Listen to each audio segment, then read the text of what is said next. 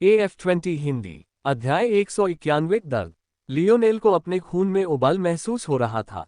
यह एक ऐसा रोमांचक एहसास था जिससे उसे ऐसा लग रहा था मानो वह बादलों पर चल रहा हो। उसने कभी सोचा भी नहीं था कि ऐसा आनंद अनगिनत आकाशगंगाओं में दहशत पैदा कर देगा। ये कितना अच्छा होगा यदि मैं अनंत काल तक ऐसा ही महसूस कर सकूं। यह एक साधारण विचार था, मासूम भी, लेकिन यही वह विचार था जिसने अतीत में मोरालेस परिवार के कई युवाओं की जान ले ली। यह एहसास मानो किसी नशे की तरह था। यह एक ऐसा उल्लास था जो जिंदगी में शायद ही कहीं मिलता हो, लेकिन यह एक ऐसा उल्लास भी था जो रूह को चीरकर जल्दी मौत की ओर धकेल सकता था। परिवार के बुजुर्ग असहाय होकर बस देखते रहे क्योंकि लाल बत्तियां और भी तेज होती जा रही थीं। यहां तक कि जब उन्होंने 8वें दरवाजे के खुलने के संकेत देखे तब भी उन्हें पहले जैसी खुशी नहीं हुई। उन्हें बस एक और गिरे हुए प्रतिभाशाली व्यक्ति की त्रासदी दिखाई दी। ये कहा जा सकता है कि हालांकि ये बुजुर्ग एकांतप्रिय थे और अपनी उपस्थिति का एहसास कम ही कराते थे, फिर भी वे पारिवारिक स्नेह से भरे हुए थे। यहाँ तक कि उस कृतघ्न कमीने के बारे में भी, जिसने उनकी 2 पारिवारिक विरासतें चुरा ली थीं, उनमें से ज्यादातर लोग प्यार से बात करते थे। आखिरकार वह नेबुला पीढ़ी का वही अनोखा प्रतिभाशाली व्यक्ति था जिसके बारे में वे बात करते थे, जिसने अपनी पहली ही कोशिश में 9वां दरवाजा खोल दिया था। हालांकि उनके पास इस क्षमता के साथ और प्रतिभाशाली लोग थे, फिर भी उन्हें दुख क्यों न हुआ। वे बस खुद को ही दोषी मानते थे कि उन्हें ये प्रतिभा पहले क्यों नहीं मिली। अल्पविराम। लैब सेटिंग में लियोनेल में हो रहे बदलाव साफ दिखाई नहीं देने चाहिए थे। अगर उसका अपना खून उसके शरीर के चारों ओर जमा न होता, मानो तरल पदार्थ का एक नया कुंड बनाने की कोशिश कर रहा हो, तो ये बताना मुश्किल होता कि कुछ हो भी रहा है। लेकिन इस क्षण जैसे ही लियोनेल ने 8वें दरवाजे को छुआ, वही रून जो उसकी त्वचा पर उकेरे हुए थे उसकी हड्डियों पर भी उभर आए। अगर उसके शरीर को चीरकर उसका कंकाल निकाला जाए तो उसमें लाल कांसे के रून उकेरे हुए दिखाई दे सकते हैं। आवाज कानों को खास तौर पर कड़क कर रही थी। ऐसा लग रहा था मानो किसी स्टील के बर्तन में कांटा घिसकर बार बार घिसा जा रहा हो। हालांकि लियोनेल को इस दर्द का जरा भी एहसास नहीं हुआ। दरअसल जितना ज्यादा समय तक ये चलता रहा उसे उतना ही अच्छा महसूस होता रहा। ये मानो किसी तरह का कोई छुटकारा था, डोपामाइन का ऐसा उछाल जिसका वो भरपूर आनंद नहीं ले पा रहा था। कई लोग दर्द को एक झुंझलाहट समझते हैं, लेकिन कई मायनों में दर्द ही वह कारण था जिससे कोई जिंदा रह सकता था। दर्द का ना होना बहुत आसानी से मौत का कारण बन सकता था। ये जीवन का एक जरूरी हिस्सा था। लेकिन लियोनेल को इस बात का जरा भी अंदाजा नहीं था। जब उसका शरीर टूट रहा था तब भी उसके चेहरे पर एक खूनी मुस्कान तैर रही थी। यह एक बहुत ही प्यारी मुस्कान होती, वही मुस्कान जो उसने आईना को दिखाने की कोशिश की थी, पर अब ये बस उदास लग रही थी। रक्तरेखा की दुनिया में लियोनेल का रूप भी कुछ अलग नहीं था। वह लगभग खून से लथपथ हो गया था, सिर से पैर तक खून टपक रहा था और उसकी मुठ्ठियां पहले दरवाजे पर धंसी हुई थीं। उसकी आंखें दरार से झांकती रहीं मानो अंधेरे के विस्तार में उसकी सबसे उत्कट इच्छा छिपी हो। अब बात इच्छाशक्ति की नहीं रही। क्या इसे इच्छाशक्ति भी कहा जा सकता है? उसे यह एहसास बहुत अच्छा लगता था। क्या इतना अच्छा महसूस कराने वाले काम के लिए भी इच्छाशक्ति की जरूरत होती है? अल्पविराम। मोरालेस परिवार की पवित्र भूमि के भीतर की लालिमा भरी रोशनी अब और भी ज्यादा तीव्र हो गई थी। यह आसमान तक फैल गई, इतनी ऊंचाई तक पहुंच गई कि मानो धूपबत्ती की पहाड़ी छड़ी के बराबर हो। स्तंभ पर कांसे के रंग जड़े हुए थे जो एक सुंदर और भव्य रंग बिखेर रहे थे। लेकिन बुजुर्गों को ये किसी प्रतिभाशाली व्यक्ति की विदाई से अलग नहीं लग रहा था। एक विलक्षण प्रतिभा जो दुनिया को अपनी चमक दिखाए बिना ही ऐसे ही मर गई। ज्यादा से ज्यादा बुजुर्ग सिर हिलाकर जाने लगे। वे अब और अपना मूड खराब नहीं करना चाहते थे। कोई और इस मामले की पूरी जांच करेगा और जिम्मेदार लोगों को पकड़ेगा। ये निश्चित रूप से एक महापाप था। जो भी जिम्मेदार था उसे फांसी की सजा मिलनी चाहिए। अल्पविराम। लियोनेल की उखड़ी हुई सांसें सुनाई दे रही थीं। अब तक वह जीवन के अंतिम पड़ाव पर पहुंचे किसी आदमी की बजाय किसी उत्तेजित जानवर की तरह लग रहा था। उसे लगा जैसे वो बहुत करीब था। अगर 8वां दरवाजा खोलने में इतना मजा आया तो 9वां दरवाजा खोलने में कितना मजा आएगा। क्या ये मजा उसे डुबो नहीं देगा? हालांकि उस समय लियोनेल अचानक भौंचक्का हो गया। उसके दिल में एक बेचैनी सी क्यों महसूस हो रही थी। ये कैसी बेचैनी थी? मुझे आईना जाना है। हाँ, उसे ये पहले से ही पता था। क्या इसलिए उसे यहाँ से निकलना जरूरी नहीं था? अगर वो 9वां दरवाजा खोल देता तो आयना को बचाने की उसकी संभावना ज्यादा होती। ये वंश तत्व इतना शक्तिशाली था कि क्या वो आसानी से टैरन को पार नहीं कर पाता। हाँ, ये सही था, उसे बस 9वां दरवाजा खोलना था। सभी चीजों में सम्मान और दृढ़ता। हाँ, उसे ये बात पहले से ही समझ आ गई थी। अब उसके दिमाग में ये सब क्यों चल रहा था? क्या वो अभी जिद नहीं कर रहा था? वो बहुत कोशिश कर रहा था। बस उसे अपनी जिद का इनाम बहुत अच्छा लग रहा था। क्या यही उसकी गलती थी? क्या आप सचमुच समझते हैं कि इन 2 शब्दों का क्या अर्थ है? उसके मन में उसके पिता का मुस्कुराता हुआ चेहरा उभर आया। वह बूढ़ा आदमी हमेशा की तरह परेशान कर रहा था। अपनी उंगली से अपना चश्मा ऊपर उठाते हुए उसके चेहरे पर आत्मसंतुष्ट मुस्कान थी। बेशक वह पहले से ही समझ गया था कि उन 2 शब्दों का क्या मतलब है। तुम सच में करना। लियोनेल लड़खड़ा गया। आसानी से प्राप्त कोई भी चीज पाने लायक नहीं होती। लियोनेल कांप उठा। उसे लगा कि अब वह भी इस बात को समझ गया है। क्या इसलिए वह पहले इतना जिद्दी नहीं था? यहां तक कि उसने अपनी प्रतिभा को नजरअंदाज करके अपने वंश के तत्वों को खुद समझने की कोशिश की।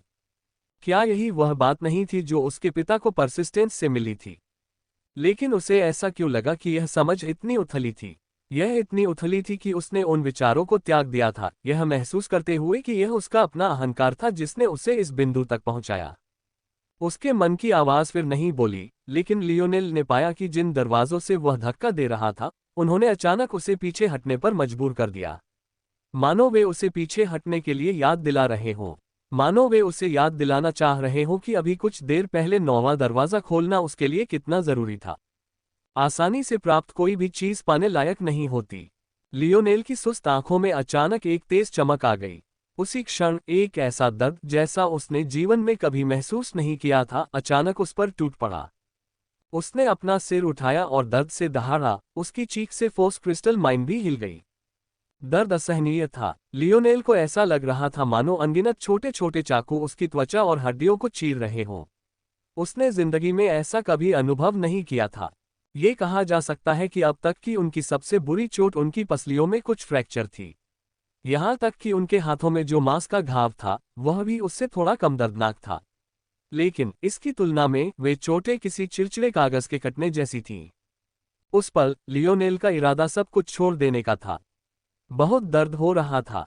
अगर वो बस इन दरवाजों को बंद कर दे तो सब ठीक हो जाएगा। फिर वो आराम कर सकता है और बाद में फिर कोशिश कर सकता है। वो ठीक रहेगा, है ना?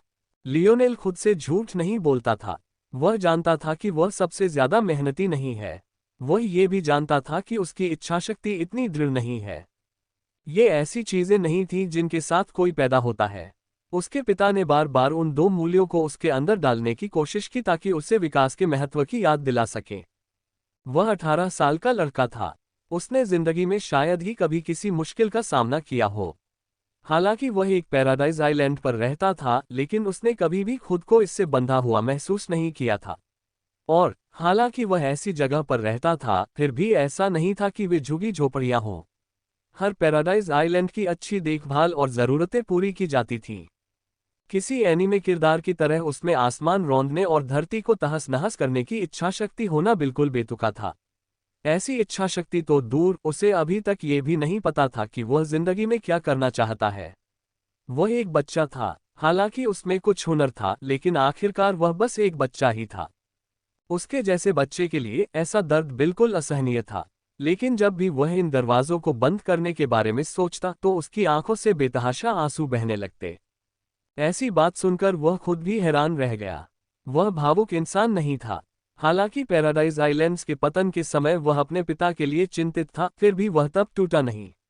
जब शिमोन और जूनियर गवर्नर ड्यूक ने निर्दोषों के घरों पर गोलियां चलाने का फैसला किया, तब भी वह फूट फूट कर नहीं रोया था।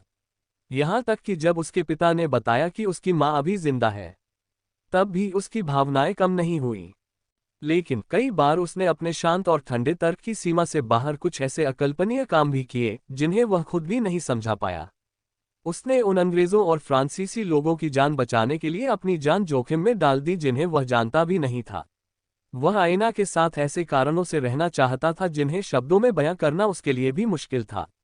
और अभी वह सचमुच सचमुच सचमुच उसे जाने नहीं देना चाहता था। ये आंसू निराशा, दर्द और संघर्ष के थे। वह महसूस कर सकता था कि दरवाजे उसे अपने भार से दबा रहे हैं। मानो वे क्रोधित थे क्योंकि उसे अचानक होश आ गया था और अब वे उसे सबसे बड़ी कीमत चुकाना चाहते थे। वे उसे चकनाचूर करके हड्डियों और मांस के ढेर में बदल देना चाहते थे। अगर वह एक कदम पीछे हट जाए तो शायद उसे बचने का मौका मिल जाए, लेकिन अगर वह एक कदम आगे बढ़ने की हिम्मत करे, वे उसे मारने के लिए हर संभव प्रयास करेंगे। जीवन में कभी कभी लोगों द्वारा अपनाए जाने वाले विभिन्न रास्तों का निर्णय एक पल में हो जाता है। वैसे जो लोग गंभीर होने का दिखावा करते थे वे यही कहते थे। असल में चीजें इतनी आसान नहीं थीं। एक अकेला फैसला कुछ नहीं बदल सकता था।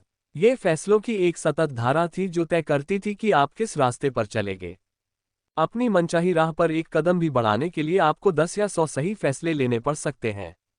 हो सकता है कि रास्ते में आप कई गलत फैसले भी लें, लेकिन लगातार प्रयास करते रहने से ही आप आखिरकार वो इंसान बन पाएंगे जो आप बनना चाहते थे। लियोनेल तो बस एक बच्चा था, मुश्किल से 18 साल का। अब तक उसने कई गलत फैसले लिए थे, लेकिन हाल ही में उसने आखिरकार अपना पहला सही फैसला लिया। वो था अपने अहंकार को शांत करना और यह स्वीकार करना कि वह गलत था। और अब वह अपना दूसरा फैसला लेने वाला था। यह एक बेहद दयनीय दृश्य था। भविष्य में जब दुनिया उसके कारनामों के बारे में बात करेगी तो उन्हें कभी पता नहीं चलेगा कि एक ऐसा अधिपति जो अपनी हथेली से ब्रह्मांड को उलट सकता है, कभी एक छोटा लड़का था जिसका चेहरा अपने वंश की बेड़ियों को तोड़ने की पहली कोशिश में आंसुओं और नाक के पानी से भर गया था। लियोनेल एक कदम आगे बढ़ा। उसने अपने पैरों के चटकने की आवाज सुनी, लेकिन एड्रेनालाइन का जोर उसके पूरे शरीर में दौड़ रहा था, जिसने दर्द को पल भर के लिए छुपा दिया। वह गला फाड़कर चिल्लाया। उसे भी नहीं पता था कि वह क्यों आगे बढ़ रहा है। उसे बस इतना पता था कि अगर वह एक कदम भी पीछे हट गया तो ये आंसू रुकने वाले नहीं हैं। ये सही था, वह दर्द की वजह से नहीं रो रहा था। यही उसकी कहानी थी और वह उसी पर अड़ा हुआ था। टकराना। वेन वेन वेन अल्पविराम। मोरालेस परिवार की पवित्र भूमि में बुजुर्गों ने अचानक लाल प्रकाश स्तंभ की ओर अपना सिर घुमाया तो पाया कि लाल रंग पीछे हटकर एक चमकदार बैंगनी प्रकाश में बदल रहा था। यह एक ऐसा सुंदर बैंगनी रंग था जो किसी भी महिला को मोहित कर सकता था, लेकिन साथ ही इसमें एक ऐसा बड़प्पन था कि कोई भी खुद को दंडवत करने को मजबूर हो जाता था।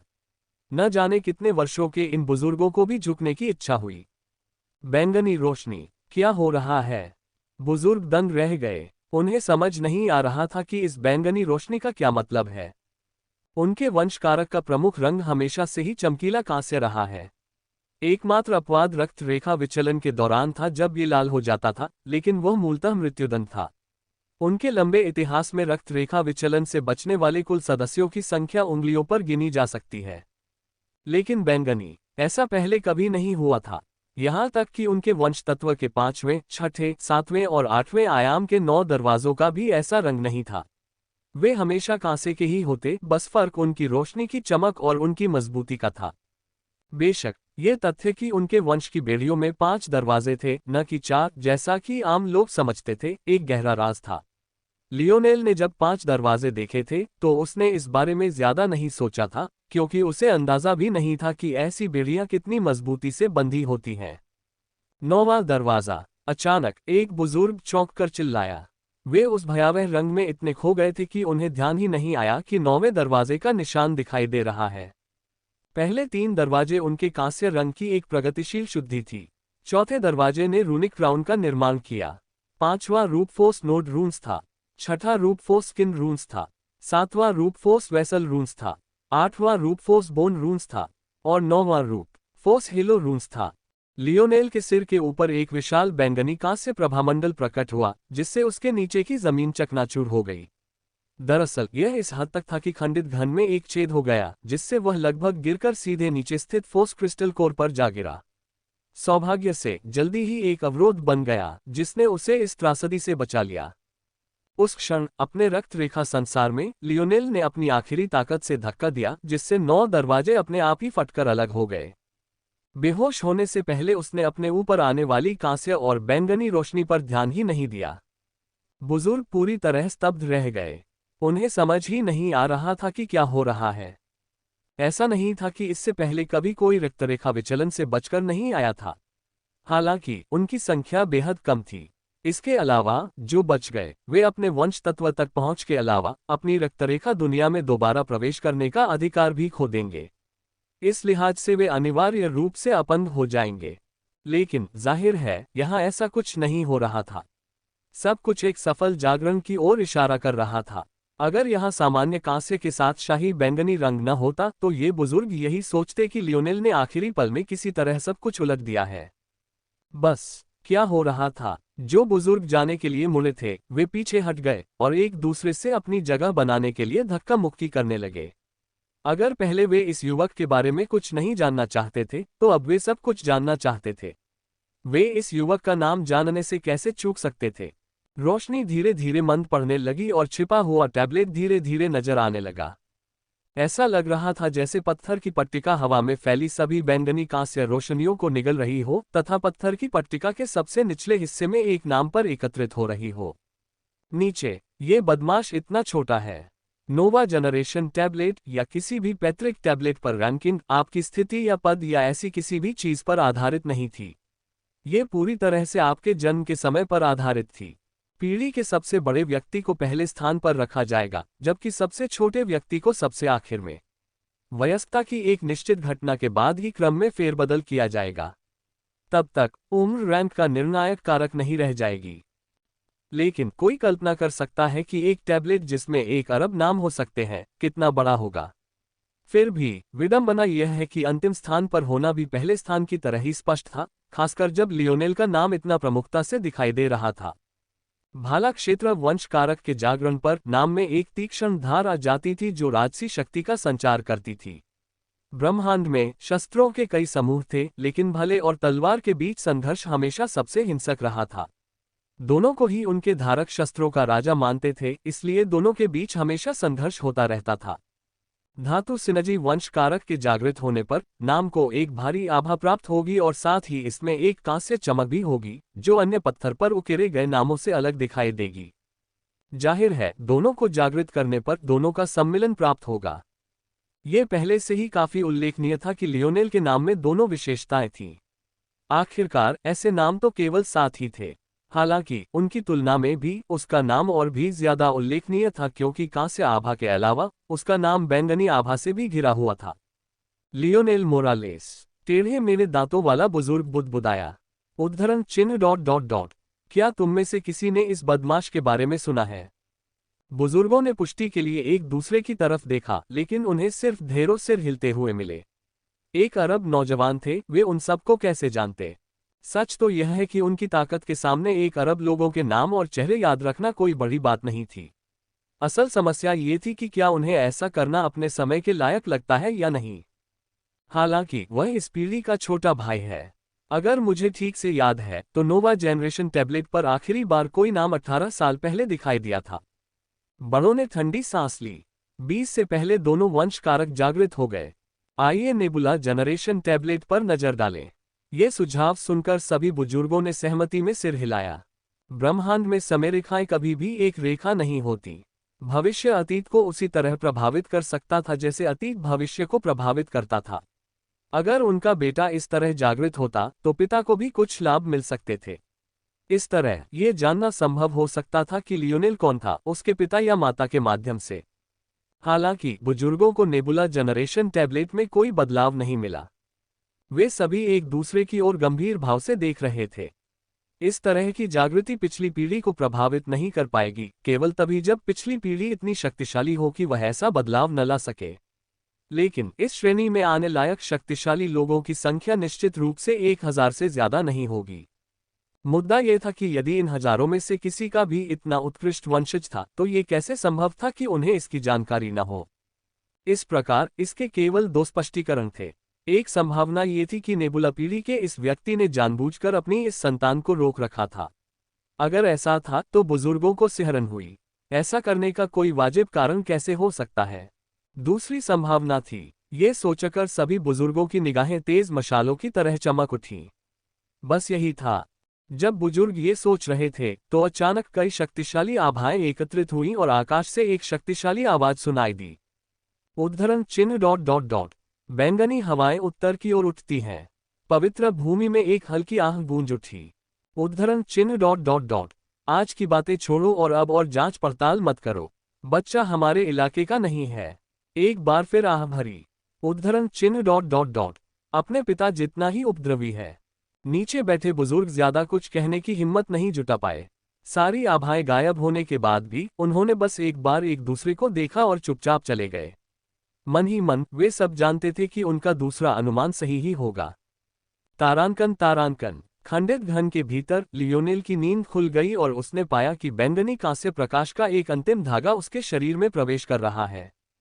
चारों ओर देखते हुए वह कड़वी मुस्कान के साथ मुस्कुराया। प्रयोगशाला की सेटिंग पूरी तरह से अस्त व्यस्त थी। उसे ये देखकर आश्चर्य हुआ कि जहां वह लेटा था उसके नीचे भी एक छेद था। अगर वहां किसी अजीब ऊर्जा अवरोध का असर न होता तो वह सीधे उसमें गिर जाता। हालांकि जब वह उदास महसूस कर रहा था तो अचानक सेगमेंटेड क्यूब में बल्कि एक मजबूत लहर दौड़ गई। लियोनेल की आंखें चमक उठीं। उसे तुरंत समझ आ गया कि क्या हो रहा है। खंडित घन ने दूसरे चरण में प्रवेश करने के लिए पर्याप्त बल अवशोषित कर लिया था। लियोनेल मुस्कुराया। इस विकास में ज्यादा समय नहीं लगा। दरअसल ऐसा माना जा सकता है कि यह पलक झपकते ही हो गया। लैब सेटिंग का आकार दोगुना हो गया। लेकिन आश्चर्यजनक रूप से खंडित घन का बाहरी दृश्य वास्तव में 5 मीटर की त्रिज्या तक सिकुड़ गया। इसके अलावा ऐसा लग रहा था कि इसका बाहरी भाग एक स्तर अधिक मजबूत हो गया है। कम से कम बल विस्फोट का अब उस पर उतना प्रभाव नहीं पड़ता था। लियोनेल के पास धीरे धीरे ये समझने का समय नहीं था कि क्या परिवर्तन हुए हैं, इसलिए इस बार उसने सीधे शब्दकोश से पूछा। गुनगुनाहट। सीड के उत्तर में खंडित घन का पहला चरण निलंबित एनिमेशन और ब्लैक ग्रेड सुखदायक जल प्रदान करता है। दूसरा चरण कांस्य ग्रेड सुखदायक जल और विकास पोषण प्रदान करता है। लियोनेल ने भौहें चढ़ाईं। विकास पोषण क्या है? गुनगुनाहट। दूसरे चरण के साधनों के भीतर प्राकृतिक खजाने को विकास के लिए पोषित किया जा सकता है। Closing square bracket. दूसरे चरण की क्षमता क्या है? गुनगुनाहट। चौथे आयामी ग्रेड पर और उससे नीचे। Closing square bracket. कुछ और प्रश्नों के बाद लियोनेल को सब कुछ समझ में आ गया। ये पता चला कि उसने जो अयस्क और जड़ी बूटियां प्राप्त की थीं, उन्हें स्नोग्लोब में संग्रहित करके सही किया था। वहां उन्हें धीरे धीरे विकसित किया जा सकता था और अपनी प्रजाति की और प्रजातियां पैदा की जा सकती थीं। हालांकि इसमें अभी भी काफी समय लगेगा, लेकिन कुछ न होने से तो यही बेहतर था। इसके अलावा शब्दकोश के अनुसार यदि उसे एक ही प्रकार के और अधिक कोर मिल जाएं, तो वह उन्हें एक ही वातावरण में रख सकेगा और वे विकास में तेजी लाने के लिए परस्पर मिलकर काम कर सकेंगे। ये जानने के बाद लियोनेल ने तुरंत स्नोग्लोब को समूहों में बांट दिया और उन्हें खनिजों और जड़ी बूटियों की तरह एक साथ रख दिया। ऐसा करने के लिए उसे खड़े होने की भी जरूरत नहीं पड़ी। दूसरे चरण में प्रवेश करने के बाद, खासकर अपनी शक्तिशाली आत्मा के साथ, वह खंडित घन के अधिकांश मामलों को अपने मन से नियंत्रित करने में सक्षम हो गया। ये अयस्क भविष्य में उसके लिए विशेष रूप से महत्वपूर्ण हो जाएंगे। फोर्स क्राफ्टिंग की वजह से नहीं, बल्कि उसकी मेटल सिनर्जी लाइनेज फैक्टर की एक विशेष क्षमता की वजह से। दुर्भाग्य से उसके पास अभी इसकी खोज करने का समय नहीं था। लियोनेल ने आखिरकार खुद को ऊपर धकेलने की कोशिश की, लेकिन उसने कभी सोचा भी नहीं था कि वह पल भर में ही मुंह के बल गिर जाएगा। क्या बकवास है, मैं इतना भारी क्यों हूं? लियोनेल के चेहरे के भाव बदल गए जब उसने अपनी आत्मा को अपने शरीर पर घुमाया। आंकड़ों में आए इस बदलाव ने उसे अवाक कर दिया। Lionel Morales. शक्ति 4.57, गति 0.87, चपलता 0.63, समन्वय 0.91, सहनशक्ति 1.13 जोड़ 0.05, प्रतिक्रियाएं 2.03, आत्मा 5.98, बल 0.60। सबसे पहले वह ये देखकर दंग रह गया कि उसकी ताकत वास्तव में दोगुनी से भी ज्यादा हो गई थी। लेकिन बदले में उसकी गति और फुर्ती आधी से भी ज्यादा गिर गई थी। उसकी सहनशक्ति की तो बात ही छोड़िए। इसके अलावा उसका समन्वय, जो कभी उसकी आत्मा के साथ साथ उसके सर्वोच्च आंकड़ों में से एक था, भी वास्तव में गिर गया था। उसे तुरंत समझ आ गया। उसके मेटल सिनर्जी लाइनेज फैक्टर ने वाकई उसका वजन बहुत बढ़ा दिया था। अब वह उस मेटल ए ग्रेड इनवैलिड से ज्यादा अलग नहीं था जिससे वह इतने महीने पहले मिला था, जिसमें बहुत ताकत थी, लेकिन उसे इस्तेमाल करने की उसकी क्षमता और भी ज्यादा सीमित थी। लियोनेल को यह एहसास होने पर जरा भी घबराहट नहीं हुई। उसे यकीन नहीं था कि इतने शक्तिशाली वंश कारक में इतनी बड़ी कमजोरी होगी। अगर वह किसी साधारण ए ग्रेड इनवेलिड से अलग नहीं होता तो मेटल सिनर्जी वंशकारक उस प्रशंसा और प्रशंसा के लायक भी नहीं होता जो शब्दकोश में उसे दी गई है। एक गहरी सांस लेने के बाद लियोनेल ने अपनी प्रबल आत्मा का इस्तेमाल अपने शरीर में हो रहे बदलावों को समझने के लिए किया। जल्द ही उसे समस्या का पता चल गया। हालांकि उसकी त्वचा पर मौजूद रून पहले ही गायब हो चुके थे, लेकिन ये सिर्फ एक सतही माप था। उसकी रक्त वाहिकाओं में और उससे भी ज्यादा महत्वपूर्ण उसकी हड्डियों में जो रून बह रहे थे वे अभी तक गायब नहीं हुए थे। एक क्षण बाद लियोनेल को लगा कि वह उन पर नियंत्रण कर सकता है और उसने धीरे धीरे उन्हें पीछे हटने पर मजबूर कर दिया। जल्द ही उसके शरीर का भारीपन गायब हो गया। उसे एहसास हुआ कि उसकी ताकत अभी भी बहुत ज्यादा है, 3 पाउंड से ऊपर, लेकिन उसकी गति में आई कमी ज्यादा नहीं थी। दरअसल पहले की तुलना में उसकी गति और फुर्ती भी बढ़ गई थी। Lionel Morales. शक्ति 3.27, गति 2.17, चपलता 2.64, समन्वय 2.01, सहनशक्ति 4.98 जोड़ 0.050, प्रतिक्रियाएं 2.03, आत्मा 5.98, बल 0.60। मेरा वंश कारक अभी भी अपनी प्रारंभिक अवस्था में है। अगर मैं मोरालेस परिवार के साथ होता तो जैसे ही मेरी जागृति पूरी होती मैं तुरंत सभी प्रकार के कीमती अयस्कों को अवशोषित करना शुरू कर देता। लेकिन अभी मेरे पास ऐसा करने की सुविधा नहीं है। मेटल सिनर्जी लाइनेज फैक्टर की 2 मुख्य क्षमताएं थी जिन्होंने इसे सर्वोच्च स्थान दिलाया। पहली थी इसकी दिव्य धातु अवशोषण क्षमता और दूसरी थी इसकी दिव्य कवच देवता क्षमता। लियोनेल का मानना था कि जब तक वह इन 2 क्षमताओं का अभ्यास करना शुरू करेगा तब तक उसके वंश कारक की सभी कमजोरियां दूर हो जाएंगी। लियोनेल को लगने लगा था कि उसका आंकड़ा तंत्र बहुत सीमित है। जब उसे आखिरकार आराम करने का समय मिला तो उसे कुछ बेहतर सोचना पड़ा। ये सोचते हुए लियोनेल खड़ा हुआ और एबोट सेटिंग में दाखिल हुआ। उसे बाकी 3 युवकों से बात करनी थी। हालांकि उसे उम्मीद नहीं थी कि वे तीनों उसे ऐसे देखेंगे जैसे किसी राक्षस को देख रहे हों। अगर उनके मुखौटे न होते तो उनके हाव भाव और भी ज्यादा भड़कीले हो सकते थे। बहती हवा आगे बढ़ी और लियोनेल को ऊपर से नीचे तक देखा। सुंदर, तुम और अधिक सुंदर कैसे हो गए? बहती हवा ने गंभीर भाव से लियोनेल की ओर देखा। लियोनेल में आए परिवर्तन बहुत अधिक बढ़ा चढ़ाकर बताए गए थे। अब उसकी लंबाई लगभग 2 मीटर से ज्यादा थी, 6 का आंकड़ा पार कर गया था। उसकी त्वचा पहले जैसी ही सांवली थी, लेकिन वह ज्यादा चिकनी और बेदाग लग रही थी, यहां तक कि उसमें से एक बेहद हल्की कांसे जैसी रोशनी भी निकल रही थी। मानो इतना ही काफी नहीं था, उसके गंदे सुनहरे बाल चटक तांबे के रंग में बदल गए थे। ऐसा लग रहा था मानो उसके बाल धातु के अलग अलग लचीले रेशों से बने हों, जो उसके कंधों पर एक अमानवीय चमक के साथ लहरा रहे हों। लेकिन सबसे बड़ा बदलाव उसके आभामंडल में आया। वे सब बेकाबू होकर उसकी ओर खींचे चले आ रहे थे। बहती हवा हमेशा की तरह बेबाक थी, इस पल उसे भी कुछ घुटन महसूस हो रही थी। इस समय वह सचमुच किसी रोमन देवता जैसा लग रहा था। हम लियोनेल ने असमंजस में अपना सिर झुका लिया। उसने खुद को आईने में नहीं देखा था। जब उसने अपनी आत्मा से अपने शरीर को देखा भी तो वह सिर्फ अपने शरीर के अंदरूनी हिस्से को ही देख पाया। इसलिए उसे समझ नहीं आया कि उनकी प्रतिक्रियाएं इतनी अतिरंजित क्यों थीं। उन्होंने कहा कि उनके पास इस पर ध्यान देने का समय नहीं था। मुझे पूरा विश्वास है कि मैं अब हम सबको वहां से निकाल लूंगा और फोर्स क्रिस्टल माइन कोर को परिपक्व करने का रास्ता भी मेरे पास है। यहीं रुको, मैं हमें जल्द ही बाहर निकाल लूंगा। खंडित घन को चरण 2 की ऐसी क्षमता प्राप्त होने के साथ लियोनेल अब वास्तव में कोर को परिपक्व कर सकता है। सब कुछ आसान होना चाहिए था, लेकिन बस एक ही समस्या थी कि बाहर का माहौल बदल गया था, जिससे लियोनेल थोड़ा असहाय हो गया था। खंडित घन के विकास की बदौलत लियोनेल अब अपनी दीवारों के बाहर की स्थिति को भी समझ सकता था। सबसे पहले छोटा मिंक जाग गया था और उत्सुकता से बल विस्फोट को देख रहा था।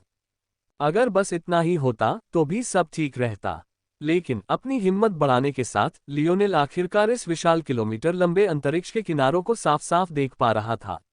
इसी वजह से उसे कई सुरंगें दिखाई दी जो उसने पहले नहीं देखी थी, और उनमें से एक सुरंग एक घाटी की ओर जाती थी जहां कुछ लोग उस समय खोजबीन कर रहे थे। उन्हें ये स्थान ढूंढने में ज्यादा समय नहीं लगा। लियोनेल खंडित घन से नीचे उतरा, उसकी हल्की हरी आंखों में थोड़ी सावधानी थी, लेकिन एक पल बाद उसे एहसास हुआ कि वह सचमुच सही था। अपने रून्स को सक्रिय किए बिना भी फोर्स इरप्शन ने उस पर बस थोड़ा सा दबाव डाला। यह उसे असहज महसूस कराने के लिए काफी था, मानो उसे पेट दर्द हो रहा हो। हालांकि यह अब उसकी जान को खतरा नहीं था, और यह सब फोर्स स्किन का इस्तेमाल किए बिना ही हुआ।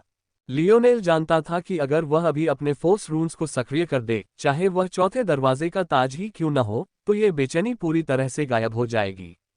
हालांकि ऐसा करने की कोई जरूरत नहीं थी, कम से कम अभी तो नहीं। वह अभी भी स्थिति का अवलोकन करना चाहता था।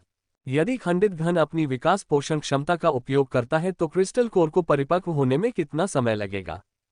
गुनगुनाहट 12 घंटे 23 मिनट 4 सेकंड। लियोनेल को सुखद आश्चर्य हुआ। सिर्फ आधा दिन। लेकिन कुछ सोचने के बाद उसे लगा कि यह बात तो सही है। खंडित घन एक उच्चतर आयाम की दुनिया का खजाना था।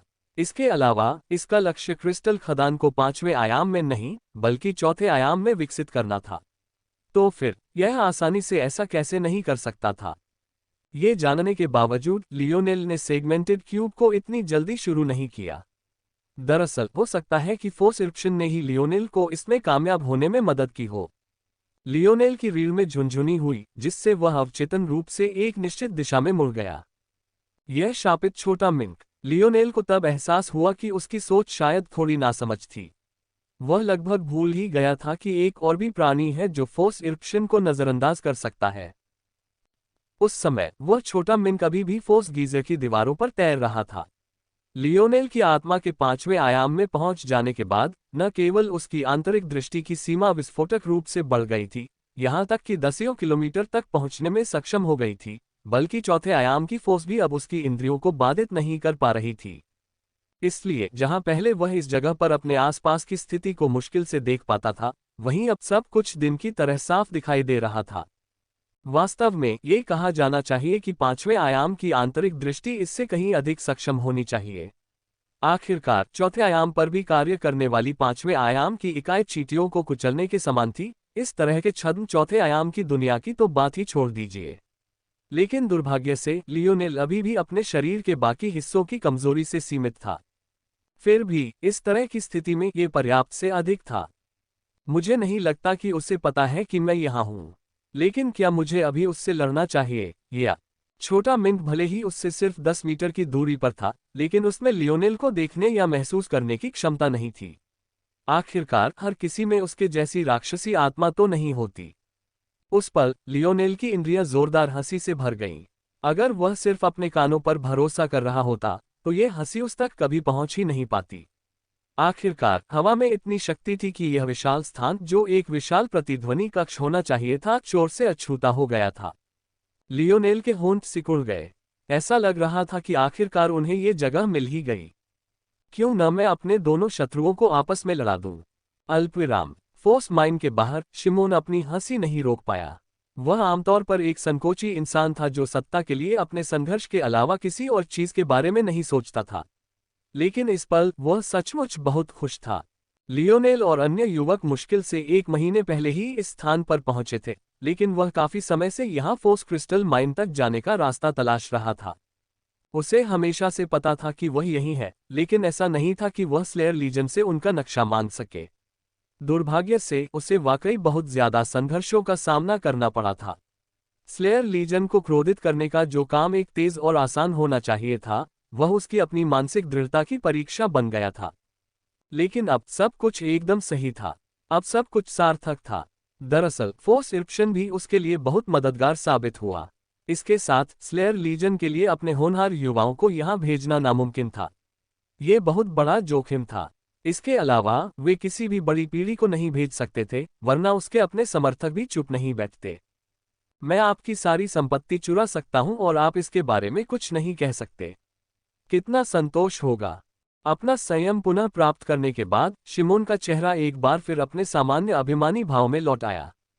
7 आगे बढ़ो। तुम्हें 10 मिनट तक टिकना होगा, वरना तुम मेरे किस काम के हो?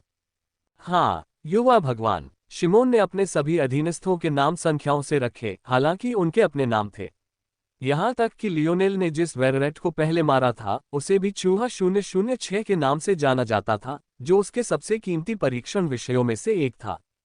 हालांकि जिन लोगों को बिना किसी उपसर्ग के संख्याओं से बुलाया जा सकता था, वे निश्चित रूप से उनके आदमियों में सबसे शक्तिशाली थे। अग्रिम मोर्चे पर कब्जा करने के बाद सेवंस फोर्स आगे बढ़ी, लेकिन वह अकेला नहीं था। शिमोन के चारों ओर 8 पुरुष और महिलाएं एक सुरक्षा घेरे में खड़े थे। हालांकि उनके चारों ओर उससे भी बड़े घेरे में कम से कम 30 अन्य योद्धा थे।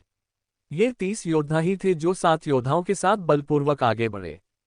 बल एक साथ मिलकर एक जीवित, सांस लेने वाले जानवर की तरह एकत्रित हो गया। नंगी आंखों से तो ऐसा लग रहा था जैसे कुछ भी नहीं हो रहा है।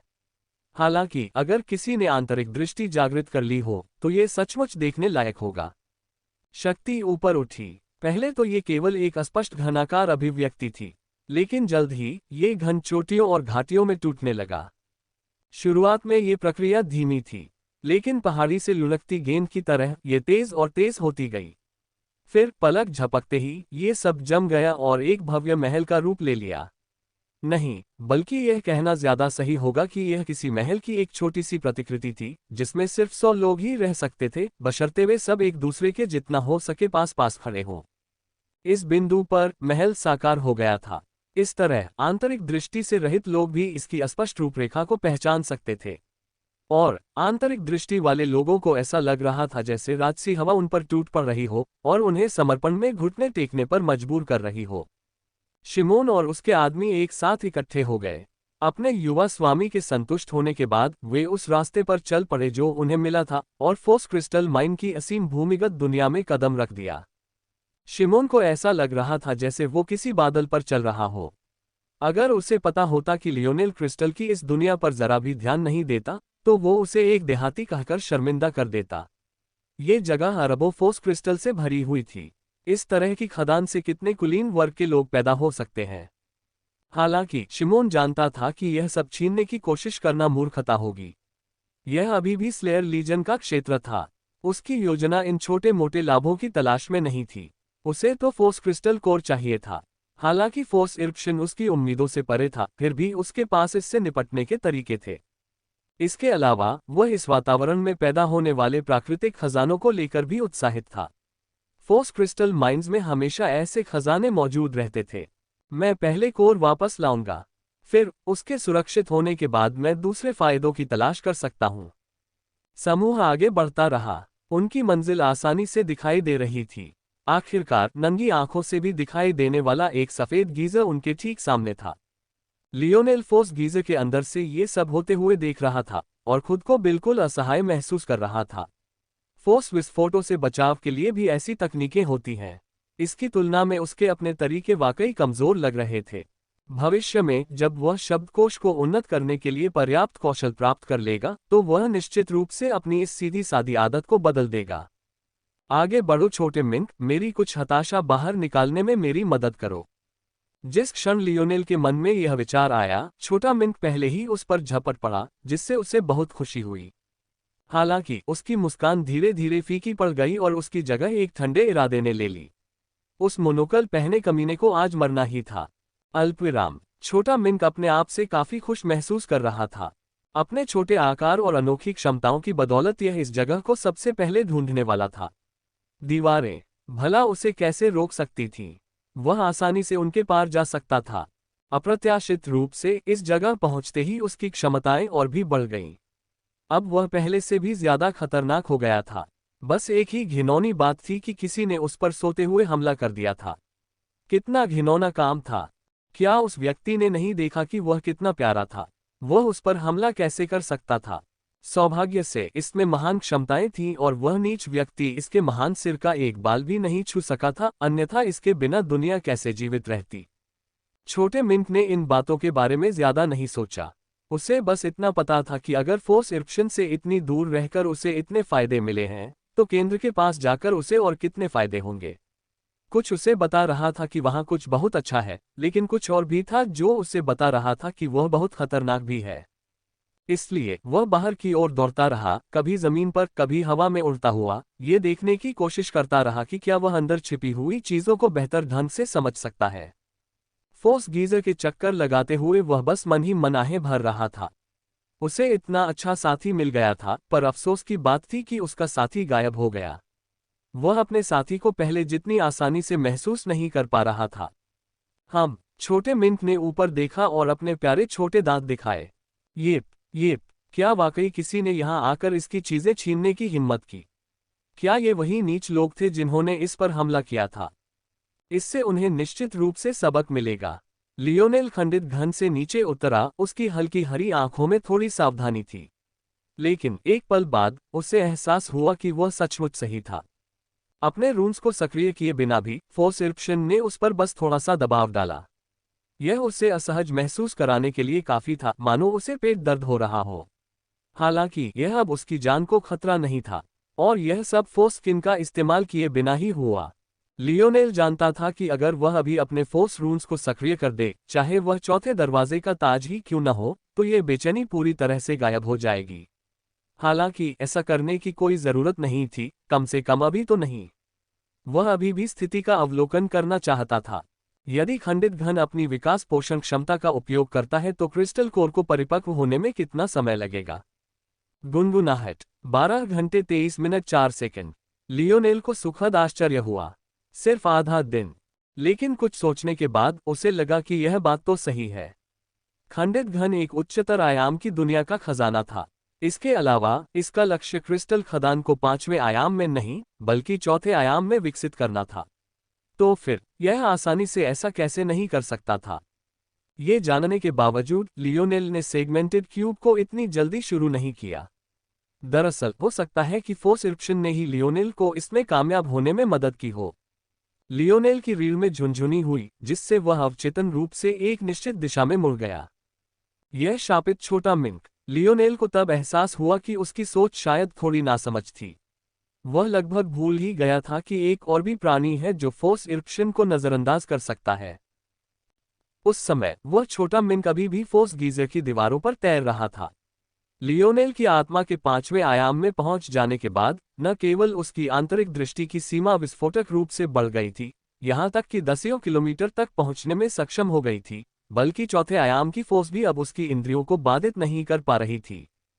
इसलिए जहां पहले वह इस जगह पर अपने आसपास की स्थिति को मुश्किल से देख पाता था, वहीं अब सब कुछ दिन की तरह साफ दिखाई दे रहा था।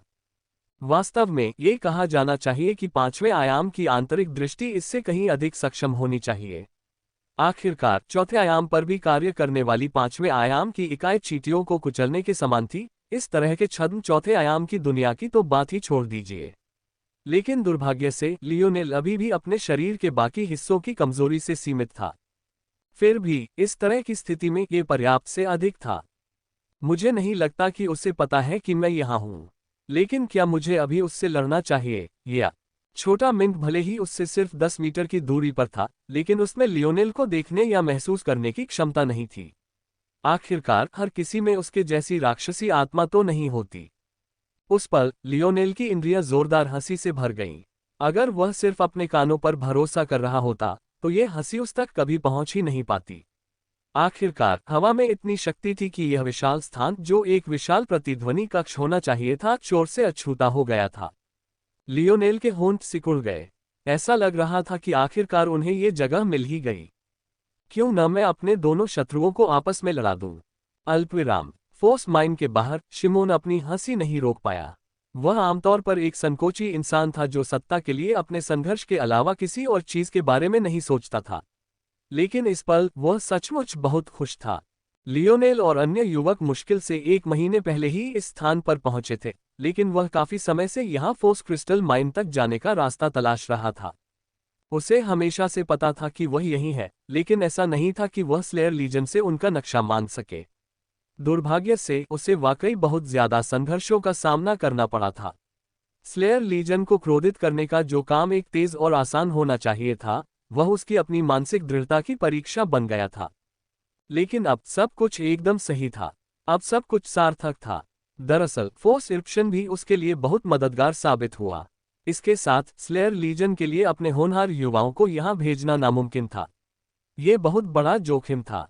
इसके अलावा वे किसी भी बड़ी पीढ़ी को नहीं भेज सकते थे, वरना उसके अपने समर्थक भी चुप नहीं बैठते। मैं आपकी सारी संपत्ति चुरा सकता हूं और आप इसके बारे में कुछ नहीं कह सकते। कितना संतोष होगा। अपना संयम पुनः प्राप्त करने के बाद शिमोन का चेहरा एक बार फिर अपने सामान्य अभिमानी भाव में लौट आया। 7 आगे बढ़ो, तुम्हें 10 मिनट तक टिकना होगा, वरना तुम मेरे किस काम के हो? हाँ, युवा भगवान। शिमोन ने अपने सभी अधीनस्थों के नाम संख्याओं से रखे, हालांकि उनके अपने नाम थे। यहां तक कि लियोनेल ने जिस वेरेट को पहले मारा था, उसे भी चूहा 006 के नाम से जाना जाता था, जो उसके सबसे कीमती परीक्षण विषयों में से एक था। हालांकि जिन लोगों को बिना किसी उपसर्ग के संख्याओं से बुलाया जा सकता था, वे निश्चित रूप से उनके आदमियों में सबसे शक्तिशाली थे। अग्रिम मोर्चे पर कब्जा करने के बाद सेवंस फोर्स आगे बढ़ी, लेकिन वह अकेला नहीं था। शिमोन के चारों ओर 8 पुरुष और महिलाएं एक सुरक्षा घेरे में खड़े थे।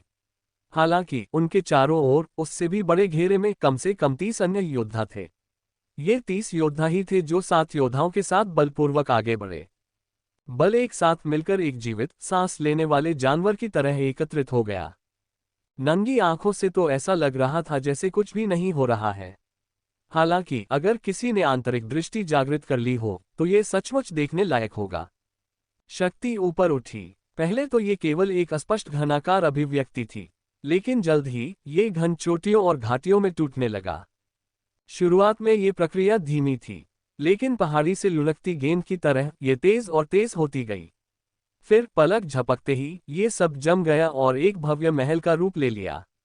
नहीं, बल्कि यह कहना ज्यादा सही होगा कि यह किसी महल की एक छोटी सी प्रतिकृति थी, जिसमें सिर्फ 100 लोग ही रह सकते थे, बशर्ते वे सब एक दूसरे के जितना हो सके पास पास खड़े हों। इस बिंदु पर महल साकार हो गया था। इस तरह आंतरिक दृष्टि से रहित लोग भी इसकी अस्पष्ट रूपरेखा को पहचान सकते थे, और आंतरिक दृष्टि वाले लोगों को ऐसा लग रहा था जैसे राजसी हवा उन पर टूट पड़ रही हो और उन्हें समर्पण में घुटने टेकने पर मजबूर कर रही हो। शिमोन और उसके आदमी एक साथ इकट्ठे हो गए। अपने युवा स्वामी के संतुष्ट होने के बाद वे उस रास्ते पर चल पड़े जो उन्हें मिला था, और फोर्स क्रिस्टल माइन की असीम भूमिगत दुनिया में कदम रख दिया। शिमोन को ऐसा लग रहा था जैसे वो किसी बादल पर चल रहा हो। अगर उसे पता होता कि लियोनेल क्रिस्टल की इस दुनिया पर जरा भी ध्यान नहीं देता, तो वो उसे एक देहाती कहकर शर्मिंदा कर देता। ये जगह अरबों फोर्स क्रिस्टल से भरी हुई थी। इस तरह की खदान से कितने कुलीन वर्ग के लोग पैदा हो सकते हैं। हालांकि शिमोन जानता था कि यह सब छीनने की कोशिश करना मूर्खता होगी। यह अभी भी स्लेयर लीजन का क्षेत्र था। उसकी योजना इन छोटे मोटे लाभों की तलाश में नहीं थी। उसे तो फोर्स क्रिस्टल कोर चाहिए था। हालांकि फोर्स इरप्शन उसकी उम्मीदों से परे था, फिर भी उसके पास इससे निपटने के तरीके थे। इसके अलावा वह इस वातावरण में पैदा होने वाले प्राकृतिक खजानों को लेकर भी उत्साहित था। फोर्स क्रिस्टल माइंस में हमेशा ऐसे खजाने मौजूद रहते थे। मैं पहले कोर वापस लाऊंगा, फिर उसके सुरक्षित होने के बाद मैं दूसरे फायदों की तलाश कर सकता हूं। समूह आगे बढ़ता रहा। उनकी मंजिल आसानी से दिखाई दे रही थी। आखिरकार नंगी आंखों से भी दिखाई देने वाला एक सफेद गीजर उनके ठीक सामने था। लियोनेल फोर्स गीजर के अंदर से ये सब होते हुए देख रहा था और खुद को बिल्कुल असहाय महसूस कर रहा था। फोर्स विस्फोटों से बचाव के लिए भी ऐसी तकनीकें होती हैं। इसकी तुलना में उसके अपने तरीके वाकई कमजोर लग रहे थे। भविष्य में जब वह शब्दकोश को उन्नत करने के लिए पर्याप्त कौशल प्राप्त कर लेगा, तो वह निश्चित रूप से अपनी इस सीधी सादी आदत को बदल देगा। आगे बढ़ो छोटे मिंक, मेरी कुछ हताशा बाहर निकालने में मेरी मदद करो। जिस क्षण लियोनेल के मन में यह विचार आया, छोटा मिंक पहले ही उस पर झपट पड़ा, जिससे उसे बहुत खुशी हुई। हालांकि उसकी मुस्कान धीरे धीरे फीकी पड़ गई और उसकी जगह एक ठंडे इरादे ने ले ली। उस मोनोकल पहने कमीने को आज मरना ही था। अल्पविराम। छोटा मिंक अपने आप से काफी खुश महसूस कर रहा था। अपने छोटे आकार और अनोखी क्षमताओं की बदौलत यह इस जगह को सबसे पहले ढूंढने वाला था। दीवारें भला उसे कैसे रोक सकती थीं? वह आसानी से उनके पार जा सकता था। अप्रत्याशित रूप से इस जगह पहुंचते ही उसकी क्षमताएं और भी बढ़ गईं। अब वह पहले से भी ज्यादा खतरनाक हो गया था। बस एक ही घिनौनी बात थी कि किसी ने उस पर सोते हुए हमला कर दिया था। कितना घिनौना काम था। क्या उस व्यक्ति ने नहीं देखा कि वह कितना प्यारा था? वह उस पर हमला कैसे कर सकता था? सौभाग्य से इसमें महान क्षमताएं थीं और वह नीच व्यक्ति इसके महान सिर का एक बाल भी नहीं छू सका था, अन्यथा इसके बिना दुनिया कैसे जीवित रहती। छोटे मिंक ने इन बातों के बारे में ज्यादा नहीं सोचा। उसे बस इतना पता था कि अगर फोर्स इरप्शन से इतनी दूर रहकर उसे इतने फायदे मिले हैं, तो केंद्र के पास जाकर उसे और कितने फायदे होंगे। कुछ उसे बता रहा था कि वहां कुछ बहुत अच्छा है, लेकिन कुछ और भी था जो उसे बता रहा था कि वह बहुत खतरनाक भी है। इसलिए वह बाहर की ओर दौड़ता रहा, कभी जमीन पर कभी हवा में उड़ता हुआ, ये देखने की कोशिश करता रहा कि क्या वह अंदर छिपी हुई चीजों को बेहतर ढंग से समझ सकता है। फोर्स गीजर के चक्कर लगाते हुए वह बस मन ही मन आहें भर रहा था। उसे इतना अच्छा साथी मिल गया था, पर अफसोस की बात थी कि उसका साथी गायब हो गया। वह अपने साथी को पहले जितनी आसानी से महसूस नहीं कर पा रहा था। हम छोटे मिंक ने ऊपर देखा और अपने प्यारे छोटे दांत दिखाए। ये क्या वाकई किसी ने यहां आकर इसकी चीजें छीनने की हिम्मत की? क्या ये वही नीच लोग थे जिन्होंने इस पर हमला किया था? इससे उन्हें निश्चित रूप से सबक मिलेगा। ब्रेजिंगर परिवार के सदस्य पूरी तरह से अचंभित रह गए। एक क्षण में वे इस यात्रा में मिलने वाले सभी पुरस्कारों के बारे में खुशी से सोच रहे थे, और अगले ही क्षण उनके बल महल के सामने काली रोशनी की एक चमक प्रकट हुई, जो एक जोरदार धमाके के साथ उसमें जा गिरी। छोटा मिंक ढाल से टकराकर उछल पड़ा, उसके मनमोहक चेहरे पर भ्रम की स्थिति छा गई। ये स्पष्ट था कि पलटाव से उसे कोई चोट नहीं लगी थी। दरअसल यह उसकी छाया जगत क्षमता का एक फायदा था। उसका शरीर हमेशा दो तलों पर मौजूद रहता था, इसलिए उस पर पड़ने वाले किसी भी हमले का असर आधा ही होता था। बस यही कहा जा सकता था कि उस छोटे से जीव की क्षमता सचमुच टूट चुकी थी, और कौन जाने अब वह कैसे विकसित हो गई होगी। freewebnovel.com। फिर भी नन्हे मिंक को झटका लगने से नहीं रोका जा सका। बस एक चीज जिससे वह कभी सीधे नहीं बच पाया था, वह थी उसके साथी के हल्के हमले। उसने सोचा भी नहीं था कि यह मायावी महल भी उसे इस तरह रोक पाएगा। यदि ब्रेजिंगर परिवार के लोगों को पता चल जाता कि छोटा मिंक क्या सोच रहा है, तो वे संभवतः क्रोध में खून खांसने लगते। हालांकि छोटा मिंक उनकी सुरक्षा व्यवस्था को भेदने में कामयाब नहीं हुआ था, लेकिन उसकी हरकतों से सेवन के मुंह से सीधे कई घूंट खून निकल आया। इसका असर इतना जबरदस्त था कि महल लगभग ढह ही गया। अगर सेवन को ये डर न होता कि अगर उसने सचमुच महल को गिरने दिया तो उसके युवा स्वामी उसके साथ क्या करेंगे, तो ये तकनीक पहली ही नज़र में ध्वस्त हो जाती। युवा स्वामी, इस छोटे जानवर ने एक बल सुदृढ़ीकरण विचलन को समझ लिया है। 4 कोनों वाला महल गठन लंबे समय तक नहीं रहेगा। शिमोन का चेहरा उदास हो गया। इस छोटे से जानवर ने सचमुच उसकी योजना को इस तरह बर्बाद करने की हिम्मत की। दुर्भाग्य से शिमोन की क्षमता जानवरों को वश में करने की नहीं थी। जानवरों को वश में करना तो बस उसकी आनुवंशिक हेरफेर क्षमता का प्रभाव था। ऐसा करने के लिए उसे अपने शिकार को पूरी तरह से नियंत्रित करने की जरूरत थी, और साथ ही उसे कई जटिल गणनाएं करने के लिए समय भी चाहिए था। उसके लिए इस छोटे से मिंक को आसानी से वश में करना पूरी तरह से असंभव था। हालांकि कुछ क्षण सोचने के बाद उनकी भौहें मुस्कुराहट में बदल गईं। एक ऐसा जानवर जिसने बल सृजन विचलन को समझ लिया था, वह कितना मूल्यवान था। हालांकि उसके पास इस क्षमता के और भी जानवर थे, फिर भी यह स्पष्ट था कि इस छोटे से मिंक का बल सृजन विचलन सामान्य नहीं था। यह संभवतः असाधारण रूप से उच्च श्रेणी का था। लियोनेल दूर से ये सब देख रहा था, उसकी अभिव्यक्ति गंभीर होती जा रही थी। छोटा बदमाश वास्तव में इसे एक ही वार में तोड़ने में कामयाब नहीं हुआ। लियोनेल के अनुमान के अनुसार उस छोटे मिंक के आवेशित आक्रमण में 3.00 से ज्यादा अंक की शक्ति थी। इतने सूक्ष्म बिंदु पर केंद्रित होने के कारण प्रति वर्ग इंच उसकी शक्ति लियोनेल के अर्धकांस्य ऊर्जा कवच द्वारा इतने महीनों पहले झेले गए विस्फोटों से भी कई स्तर ऊपर थी। फिर भी उस समय उसका चेन वाला हार लगभग पूरी तरह से टूट गया था। इसका क्या मतलब था? इसका मतलब था कि यह तकनीक, जिसे उस आदमी ने फॉर्मेशन तकनीक कहा था, कम से कम उसके चेन नेकलेस के बराबर थी। 4, 3, 2 जाओ उस छोटे मिंक से निपटो। उसे फिर से पहले इस फॉर्मेशन के पास मत आने दो। हाँ, युवा भगवान। 2 महिलाएं और एक पुरुष उस समूह से बाहर निकले। दोनों महिलाएं क्रमशः 4 और 2 3, जबकि पुरुष 3 था। 4 के पास धनुष और तीरों का एक तरकश था, 3 के पास 2 हाथ वाली तलवार थी, और 2 के पास 10 मीटर से भी लंबा कोड़ा था। लियोनेल ने पूछताछ से प्राप्त जानकारी से इन तीनों का शीघ्रता से मिलान कर लिया। शिमोन की क्षमताएं अभी भी सीमित थीं। अभी तक वह केवल शारीरिक विशेषताओं को ही बढ़ावा दे सकता था। हालांकि चूहे 006 में मानसिक क्षमता थी, लेकिन आनुवंशिक रूप से संशोधित होने से पहले ही वह इसके साथ जागृत हो चुका था। शिमोन की बदौलत इन तीनों योद्धाओं के आंकड़े 3.00 के आसपास रहे। हालांकि अगर वे शिमोन द्वारा लगाए गए आनुवंशिक ताले हटा देते तो उनकी क्षमताओं में 20% की वृद्धि हो जाती। विवरण और हथियारों का मिलान करने के बाद लियोनेल समझ गई कि वे कौन थे। 4 के पास एक ग्रेड टेलीकिनेसिस क्षमता थी, जिससे वह 50 मीटर की सीमा में अपने तीरों को नियंत्रित कर सकती थी। 3 के पास एक ग्रेड ऊर्जा प्रकार की क्षमता थी जो उसके बल को तीव्र करती थी, जिससे वह अनिवार्य रूप से बल सुदृढ़ीकरण विचलन के बराबर हो जाता था। अंत में 2 के पास एस ग्रेड धातु हेरफेर क्षमता थी। उसके चाबुक की कड़ियों में छोटी धातु की नसें लगी हुई थीं, जो न केवल उसे सामान्य चाबुक से कहीं अधिक मजबूत बनाती थीं, बल्कि उसे उस पर कुशल नियंत्रण भी प्रदान करती थीं। ये निश्चित रूप से 2 की क्षमताओं की सीमा नहीं है। मुझे उससे सावधान रहना होगा। अतिरिक्त सावधानी बरतते हुए लियोनेल ने शब्दकोश से उन दोनों बंदियों द्वारा दी गई जानकारी की दोबारा जांच की। उनकी क्षमताओं की पुष्टि करने के बाद उसने सिर हिलाया। इस समय तक छोटा मिंक और वे तीनों आपस में भिड़ चुके थे। या यूं कहें कि उन्होंने भिड़ने की कोशिश की थी, लेकिन उनके सारे हमले छोटे मिंक को ही लगे। तीनों योद्धा गंभीर हो गए। थरी ने एक मजबूत कदम आगे बढ़ाया। उसकी आंतरिक रूप से विकसित शक्ति पूरी तरह से अपने आसपास की शक्ति त्वचा को बनाए रखने पर केंद्रित थी।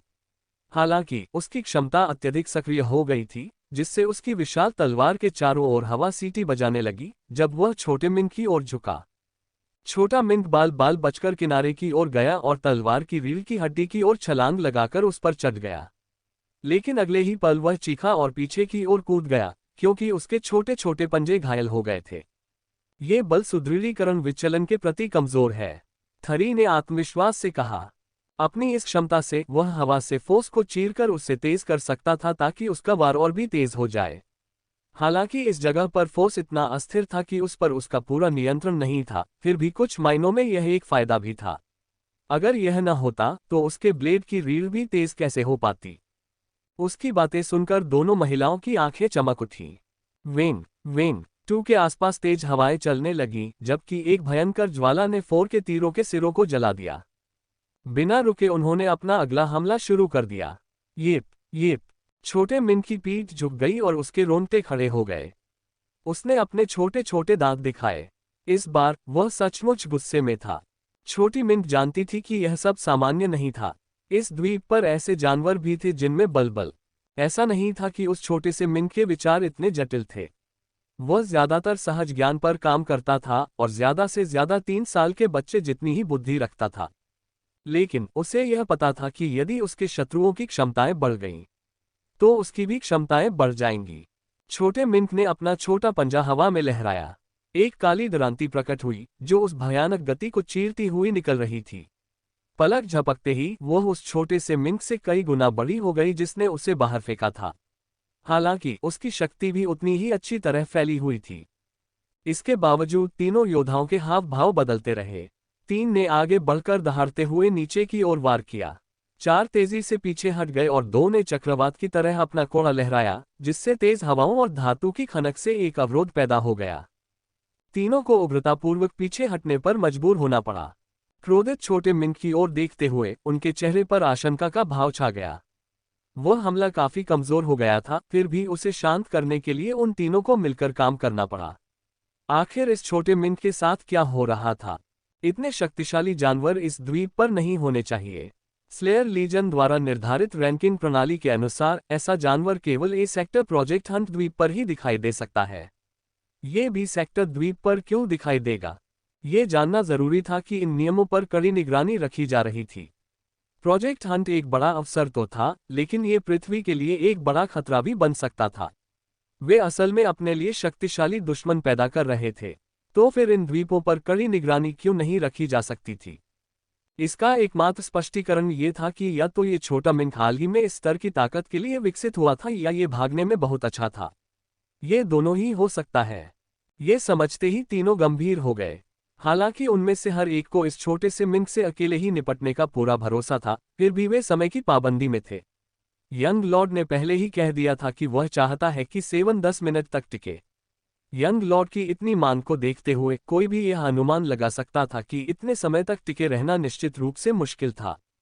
अब चूंकि फॉर्मेशन वास्तव में क्षतिग्रस्त हो चुका था, इसलिए संभावना थी कि वह और भी कम समय तक टिक पाएगा। अगर ऐसा होता तो सेवन को बदलना पड़ता। लेकिन सेवन की क्षमताएं फॉर्मेशन के मूल होने के लिए सबसे उपयुक्त थीं। ऐसी स्थिति में उन्हें इसे यथाशीघ्र समाप्त करना होगा। 4 ने सबसे पहले प्रतिक्रिया दी। उसका शरीर बदलने लगा, उसकी लंबी पतली टांगें आकार में बढ़ने लगीं और उसकी पीठ पर बड़े बड़े गुलाबी पंख दिखाई देने लगे। उसकी नाक का आकार भी बढ़ने लगा और वह थोड़ी और झुकी हुई सी दिखने लगी, जैसे जैसे वह आसमान में उड़ती, बार बार अपने धनुष बाण लहराती, मानो उसे थकने का नाम ही न ले रही हो। freewebnovel.com। थरी ने भी तेजी से प्रतिक्रिया दी। उसका शरीर आधा मीटर बड़ा हो गया, उसकी पीठ कुछ झुक गई, उसकी बाहों की मांसपेशियां उभर आई और उसकी छाती पर घने बालों का एक गुच्छा फूट पड़ा। 2 आखिरी था और उसमें सबसे कम बदलाव आए। हालांकि अगर गौर से देखा जाए तो पता चलता है कि उसके नाखूनों में धातु जैसा रंग आ गया था और वे लगभग 1 इंच बढ़ गए थे। इसके अलावा उसकी पुतलियां थोड़ी और सिकुड़ गई थीं, मानो वह कोई झपटने के लिए तैयार बिल्ली हो। 4 से 2 तक हर एक पिछले वाले से ज्यादा इंसान लग रहा था, लेकिन ये बहुत जल्दी ही साफ हो गया कि इससे वे और ज्यादा ताकतवर हो गए हैं। 3 की गति पहले जैसी नहीं थी। 4 के चारों ओर से जलते हुए तीरों की वर्षा के कारण छोटे मिंट के पीछे हटने के रास्ते पूरी तरह से सीमित हो गए थे। छोटा मिंट बार बार चकमा देता रहा तथा आक्रमण करने का अवसर ढूंढने का प्रयास करता रहा, लेकिन उसकी बुद्धि अभी भी बहुत कमजोर थी। वह अपने सामने वाले परेशान करने वाले आदमी से छुटकारा पाना चाहता था, लेकिन जब भी 4 उस पर तीर चलाता, वह गुस्से से भर जाता। इस तरह वह 4 और 3 पर हमला करने के लिए बार बार उछलता रहा, जिससे आखिरकार दोनों में से किसी को भी खतरा नहीं हुआ। 2 ने तो बिल्कुल भी हमला नहीं किया। साफ था कि वह हालात देखकर संतुष्ट थी और अपने शिकार का पीछा कर रही थी। नन्हे मिंट की भान भान की आवाज से पूरा स्थान भर गया। शोर के प्रभाव को बेअसर करने के बावजूद उसकी क्रोधित आवाजें दूर तक पहुंच रही थीं। वह बेतहाशा उछल रहा था, कभी जमीन को तो कभी हवा को मंच बनाकर, लेकिन ऐसा लग रहा था कि वह कहीं पहुंच ही नहीं पा रहा है। दूर से लियोनेल आह भरने से खुद को रोक नहीं पाया। ये साला कितना बेकार है। तुमने मुझे इतनी तकलीफ दी, फिर भी इनमें से एक को भी नहीं मार सके। हालांकि लियोनेल अपना सिर हिला रहा था, वह जानता था कि ऐसा इसलिए नहीं था क्योंकि वह छोटा सा जीव कमजोर था, बल्कि इसलिए था क्योंकि वह अपनी ताकत का इस्तेमाल करना नहीं जानता था। आमतौर पर जानवर अपनी बुद्धि की कमी को मजबूत शरीर और बड़े शरीर से पूरा कर लेते हैं, लेकिन उस छोटे जीव के पास इनमें से कुछ भी नहीं था। लियोनेल को शक था कि उस छोटे से जीव की क्षमता बहुत अच्छी है, लेकिन यह इस बात पर भी निर्भर करती है कि उसका इस्तेमाल कैसे किया जाता है। लियोनेल के हाथों में वह शायद पृथ्वी पर अजेय होता। दुर्भाग्य से यह उसकी क्षमता नहीं थी और न ही उसके पास जानवरों को नियंत्रित करने के साधन थे। अंततः छोटा मिंक इसे और सहन नहीं कर सका। वह लापरवाही से आगे बढ़ रहा था, उसकी गहरी काली आंखों में लालिमा की झलक थी। 2 की नजरें सिकुड़ गईं और उसकी बाह मुड़ गई। यही तो वो चीज थी जिसका उसे इंतजार था। यहां तक कि शिमोन के होंठ भी तिरस्कार से सिकुड़ गए। इसे मत मारो, इसका अपना उपयोग होगा। 2 ने सहमति में सिर हिलाया, लेकिन उसका चाबुक पहले ही आगे की ओर चुक चुका था। वह तीर की तरह निकला और हवा में काले और चांदी की एक लकीर छोड़ गया। हालांकि छोटे मिंट की गति उनकी सभी उम्मीदों से परे थी। वह थरी के सामने अपने दांत दिखाते हुए प्रकट हुआ। उसके रोंगटे खड़े हो गए, मानो खुद को वास्तविकता से कहीं ज्यादा बड़ा दिखाने की कोशिश कर रहा हो। थरी हालांकि अचानक से पकड़ा गया, फिर भी वह कई लड़ाइयों का अनुभवी था। वह एक अभ्यस्त मुद्रा में आ गया और इस गति का उपयोग करते हुए थोड़ी दूर खिसक गया। ये जानते हुए कि उसकी तलवार इतनी बड़ी है कि उसे इतनी पास से इस्तेमाल नहीं किया जा सकता, उसने बायां हाथ मूठ से नीचे उतारा और कमर से चाकू निकाला और उस छोटे से मिंट की ओर वार किया। हालांकि उन्होंने यह उम्मीद नहीं की थी कि छोटा मिंट पूरी तरह से गायब हो जाएगा। ऐसा नज़ारा देखकर लियोनेल आखिरकार मुस्कुराया। उसे हैरानी हो रही थी कि इस छोटे से जीव ने अभी तक अपनी इस क्षमता का इस्तेमाल क्यों नहीं किया। ये हमेशा उसके खिलाफ ही इस्तेमाल होती थी। उसे ऐसा लग रहा था जैसे वह छोटा सा मिंट पक्षपात कर रहा हो। चाकू का वार पूरी तरह चूक गया। थरी की आंखें डर से चौड़ी हो गईं, लेकिन तब तक बहुत देर हो चुकी थी। छोटे मिंट के पंजों ने उसकी फोस्किन को टुकड़े टुकड़े कर दिया, उसकी गर्दन का एक टुकड़ा फाड़ दिया। दुर्भाग्य से उस छोटी मिंट के लिए उसी समय टूका चाबुक भी आ गया। अपने धातु नियंत्रण से वह हवा में रहते हुए भी अपने प्रहार को समायोजित कर सकती थी। वह उचित प्रतिक्रिया कैसे न दे पाती। टकराना। छोटा मिंक उड़ गया, उसका धड़ पूरी तरह से फट गया, जिससे काले धुंधले रंग की आभा के साथ साथ लाल रक्त भी टपकने लगा। लियोनेल ने आह भरी। हालांकि इतने लंबे समय तक उसे परेशान करने के लिए वह उस छोटे मिंक से नफरत करता था, फिर भी उसे ये देखकर खुशी नहीं हुई कि यह सब ऐसे खत्म हो गया। सच तो ये था कि वह छोटा मिंक उसे सिर्फ परेशान नहीं कर रहा था, बल्कि उस छोटे से जीव ने कई बार उसे लगभग मौत के मुंह में धकेल दिया था। जो भी हो, बेहतर है कि यह ऐसे ही मर जाए। ये बहुत बड़ा परिवर्तन है। जाओ और इसे ले आओ। शिमोन की आवाज गूंजी। हमारा समय खत्म हो रहा है। जब लियोनेल ने ये सुना तो उसके चेहरे के भाव बदल गए। ऐसा इसलिए नहीं था कि शिमोन को थरी की मौत की कोई परवाह नहीं थी, बल्कि इसलिए कि वह ये सोचना भूल गया था कि अगर शिमोन ने उस छोटे मिंक को अपने कब्जे में ले लिया, जैसे उसने छत्ते की रक्षा कर रहे बाकी सभी राज जानवरों को किया था, तो क्या होगा। लियोनेल को इस बात में जरा भी शक नहीं था कि बाहरी दुनिया इस समय अस्त व्यस्त थी। समुद्र से आए जानवर तो बहुत पहले ही द्वीप पर आ चुके थे। शायद इतने लंबे समय बाद भी वे छत्ते में कोई बदलाव नहीं ला पाए थे। इसकी वजह शायद शिमोन के अधीन जानवरों के राजा ही थे। शिमोन पहले से ही बहुत शक्तिशाली था। अगर उसे उस छोटे मिंक जैसा कोई अधीनस्थ मिल जाए तो बात ही खत्म हो जाएगी। अगर मुझे पता होता कि यह बलबल, उसके अतीत की लापरवाही अब उसे फिर से सताने लगी थी। उस समय उसने छोटे मिंक को निशाना बनाने के लिए हार्पून का इस्तेमाल किया था, लाइट एलिमेंटल फोर्स का नहीं। अगर उसने लाइट एलिमेंटल फोर्स का इस्तेमाल किया होता तो शायद उसे इसकी चिंता भी नहीं करनी पड़ती। लियोनेल को शिमोन की क्षमता के बारे में तो पता था, लेकिन उसे यह बिल्कुल नहीं पता था कि यह कैसे काम करती है। उसे नहीं पता था कि शिमोन को उस छोटे मिंक पर कब काबू पाने में कितना समय लगेगा। अगर ये तुरंत हो भी जाए या कुछ ही मिनटों में, लियोनेल मुश्किल में पड़ जाएगा। शिमोन के अधीनस्थों में से एक 5 के पास एक ग्रेड उपचार क्षमता थी। ये बहुत संभव था कि अगर शिमोन उस छोटे मिंक पर कब्जा कर लेता तो लियोनेल बड़ी मुसीबत में पड़ जाता। इतना सब होने के बाद भी तुम मुझे परेशान कर रहे हो। कोई और चारा न होने पर लियोनेल ने दांत पीसते हुए फोर्स गीजर से बाहर भागा। कम से कम उसे उस छोटे मिंक को मारना था, इससे पहले कि वह शिमोन के किसी काम आ सके। या उसे बस उन्हें हराना था, इससे पहले कि शिमोन उस छोटे मिंक को अपने हाथ में ले पाए। ये कहा जा सकता है कि ब्रेजिंगर परिवार के सदस्यों ने कभी भी यह उम्मीद नहीं की होगी कि कोई अन्य व्यक्ति अचानक फोर्स इरप्शन से बाहर निकल आएगा। शिमोन खास तौर पर हैरान था। उसने लियोनेल को तुरंत नहीं पहचाना क्योंकि उसमें आए बदलाव बहुत ज्यादा चौंकाने वाले थे। इसके अलावा उसने लियोनेल को आखिरी बार गवर्नर ड्यूक के निवास पर बस कुछ ही पलों के लिए देखा था, और उस समय लियोनेल थका हुआ और अस्त व्यस्त दिख रहा था, उस बहादुर आभा के बिल्कुल उलट जो वह अब दिखा रहा था। शिमोन के चौंकने की असली वजह ये नहीं थी कि उसने लियोनेल को पहचान लिया था, बल्कि इसलिए कि वह फोर्स इरप्शंस के बारे में लियोनेल से ज्यादा जानता था, जो कुछ दिन पहले तक जानता था। फोर्स इरप्शन से इस तरह बाहर निकलना नामुमकिन होता जब तक कि पीछे हटो, वह बहुत शक्तिशाली है। शिमोन ने तुरंत कमान संभाल ली। वह जानता था कि अब और आराम नहीं किया जा सकता। इस समय उसका असली स्वभाव सामने आ गया, जिससे लियोनेल की भौहें तन गईं। ऐसा लग रहा था जैसे उसने शिमोन को थोड़ा कम आंका था। खैर, बस इतना ही। वह जानता था कि शिमोन के पास समय की कमी है, लेकिन शिमोन के उलट उसे फोर्स इरप्शन की बिल्कुल भी चिंता नहीं थी। लियोनेल के हाथ में एक भाला दिखाई दिया जब वह हवा में उछला। वह ये जाहिर नहीं करना चाहता था कि उसका निशाना छोटा मिंक था। आखिरकार तीनों योद्धा उससे कहीं ज्यादा उस छोटे जानवर के करीब थे। अगर उसने अपना निशाना जाहिर कर दिया होता तो शायद वे पहले छोटे मिंक को लेकर पीछे हट जाते, लेकिन अगर उसने पहले 4 को निशाना बनाया होता तो बात ही अलग होती। 4 के चेहरे के भाव बदल गए इतनी जल्दी। लियोनेल ने न केवल अपने स्ट्रोई स्टार उल्लू वंश कारक की बुद्धि शाखा को जागृत किया था, बल्कि इससे प्रकाश तत्व पर उसके नियंत्रण में अप्रत्यक्ष रूप से वृद्धि हुई थी। हालांकि उसे अभी भी पहले चरण में होना चाहिए था, फिर भी उसकी पिछली गति में 10% की वृद्धि हुई थी। जब तक 4 को एहसास हुआ कि उसकी जान जा सकती है, लियोनेल उसके सामने आ चुका था। लियोनेल की आंखों में देखते ही वह सिहर उठी। उनकी आंखों में एक ठंडी गणनात्मक चमक थी, मानो उसे इस बात की कोई परवाह ही न हो कि उसने कितने लोगों की जान ली है। असल में ऐसा नहीं था। लियोनेल स्वाभाविक रूप से एक ऐसा इंसान था जिसे मारना पसंद नहीं था।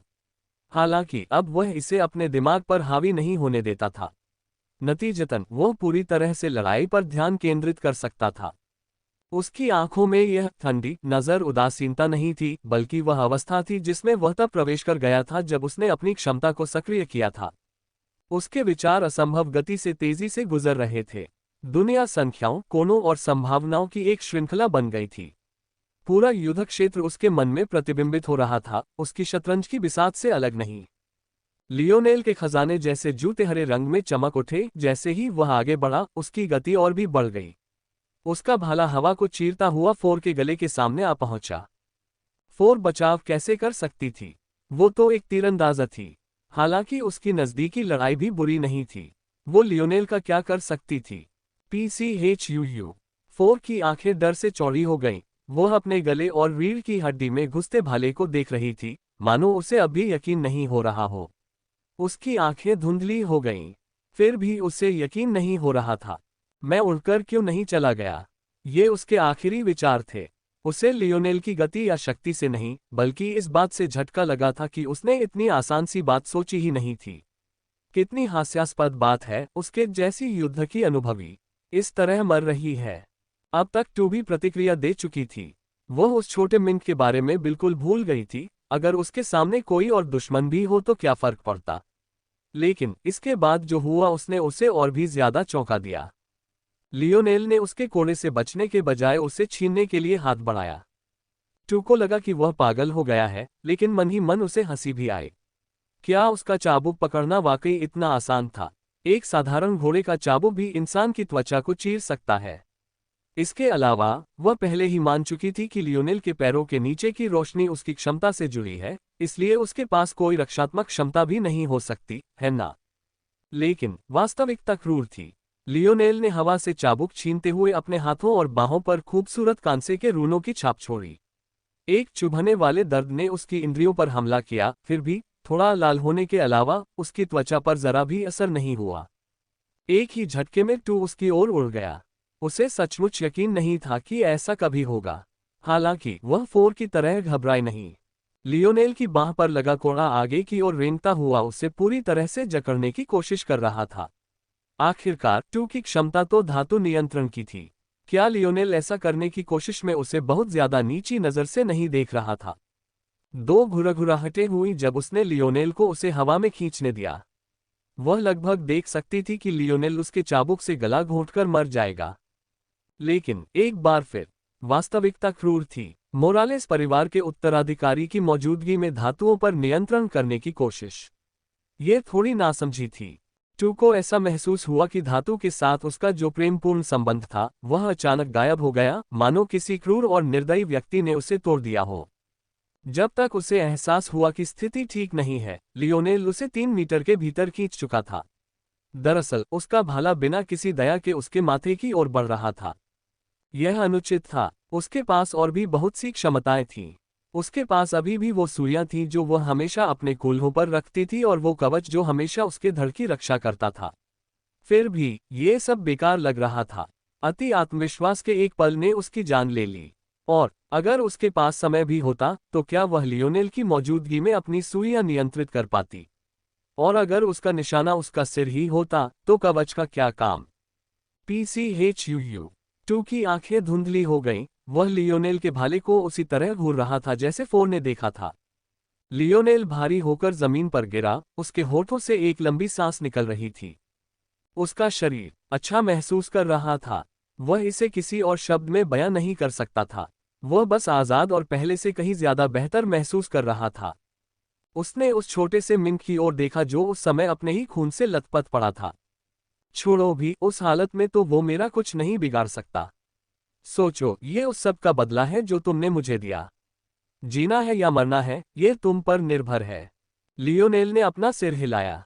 ऐसा लग रहा था कि वह अभी भी थोड़ा नर्म था, लेकिन उसने अपनी इस नासमझी को ये याद करके माफ कर दिया कि शिमोन उसके ठीक सामने खड़ा था। यह उससे कहीं ज्यादा बड़ा दुश्मन था। लियोनेल की नजरें ठंडी पड़ गईं जब उसकी नजरें महल की दरारों से गुजरते हुए शिमोन से मिली। उसके भीतर एक छिपी हुई दुश्मनी की भावना झिलमिला उठी। शिमोन ने भौहें चढ़ाईं। वह नजर इतनी जानी पहचानी क्यों लग रही थी? अचानक उसके शरीर में एक सिहरन दौड़ गई। उसने वो ठंडी नजर पहले भी देखी थी। वो नजर जिसके बारे में सोचते ही उसे गुस्सा आ जाता था। यह आप है। अगर कोई और होता तो शिमोन की बातें अस्थिर शक्ति के जरिए उस तक पहुंच ही नहीं पाती। लेकिन लियोनेल ने उसे अच्छी तरह सुन लिया। फिर भी उसने जवाब देने की जहमत नहीं उठाई, बल्कि आगे की ओर गोली चलाने का विकल्प चुना। शिमोन के चेहरे पर चमक आ गई। पीछे हटो, पीछे हटो। उनमें से एक असाधारण रूप से लंबा आदमी था। वह सामान्य मानवीय सीमाओं से परे 2.5 मीटर लंबा था। फिर भी धीमा और भारी लगने के बजाय उसमें एक तीक्ष्णता थी जिससे ऐसा लगता था कि वह सामान्य कद का ही है, जबकि बाकी सभी बहुत छोटे थे। वह हमेशा खुद को अजेय समझता था। कम से कम धरती पर मुट्ठी भर से ज्यादा लोग तो नहीं होंगे जो ताकत में उसकी बराबरी कर सकें, जबकि वे परिवार अभी भी छिपकर रहने को मजबूर थे। इसलिए जब उसने अपने युवा स्वामी को इतनी दृढ़ता से पीछे हटने का आदेश देते सुना तो वह असंतुष्ट हो गया। ऐसा लग रहा था जैसे 4 और 2 की मौत का उस पर कोई असर ही नहीं हुआ। उसकी नज़र में वो उन दोनों को भी उतनी ही आसानी से मार सकता था, या उससे भी ज्यादा। युवा स्वामी, मुझे उसे संभालने दो, एक ने आत्मविश्वास से कहा। शिमोन ने वन की ओर देखा। हालांकि उसकी आंखों में वह सुखद आश्चर्य नहीं था जिसकी वन को उम्मीद थी, बल्कि उनमें एक ऐसी शत्रुतापूर्ण रोशनी थी जिसने उसके दिल को दहला दिया। इस युवा प्रभु ने तुम्हें पीछे हटने का आदेश दिया है, तो पीछे हट जाओ। एक व्यक्ति दंग रह गया। क्या स्थिति सचमुच इतनी खराब थी? इस पल में शिमोन को किसी की भावनाओं की परवाह नहीं थी। याद रखना जरूरी था कि शब्दकोश ने शिमोन की क्षमताओं को 2 भागों में बांट दिया था। आनुवंशिक हेरफेर और प्रबल मन, मानसिक क्षमता सामान्य व्यक्ति की तुलना में कई गुना ज्यादा। दृष्टि पर विशेष जोर। लियोनेल की तरह वह किसी व्यक्ति के आंकड़ों को देखकर उसका अंदाजा लगा सकता था। वह तुरंत समझ गया कि अपनी वर्तमान स्थिति में लियोनेल के लिए वन को दबाने और मारने की पूरी संभावना थी। हालांकि इसमें थोड़ा समय लगेगा, लेकिन एक चीज जो उसके पास अभी नहीं थी वह था समय। इसके अलावा उसने लाइट एलिमेंटल फोर्स को भी देखा था जिसने लियोनेल की गति बढ़ा दी थी, और कुछ अजीब रूल्स भी देखे थे जो टू का चाबुक पकड़ने पर उसके हाथ पर लग गए थे।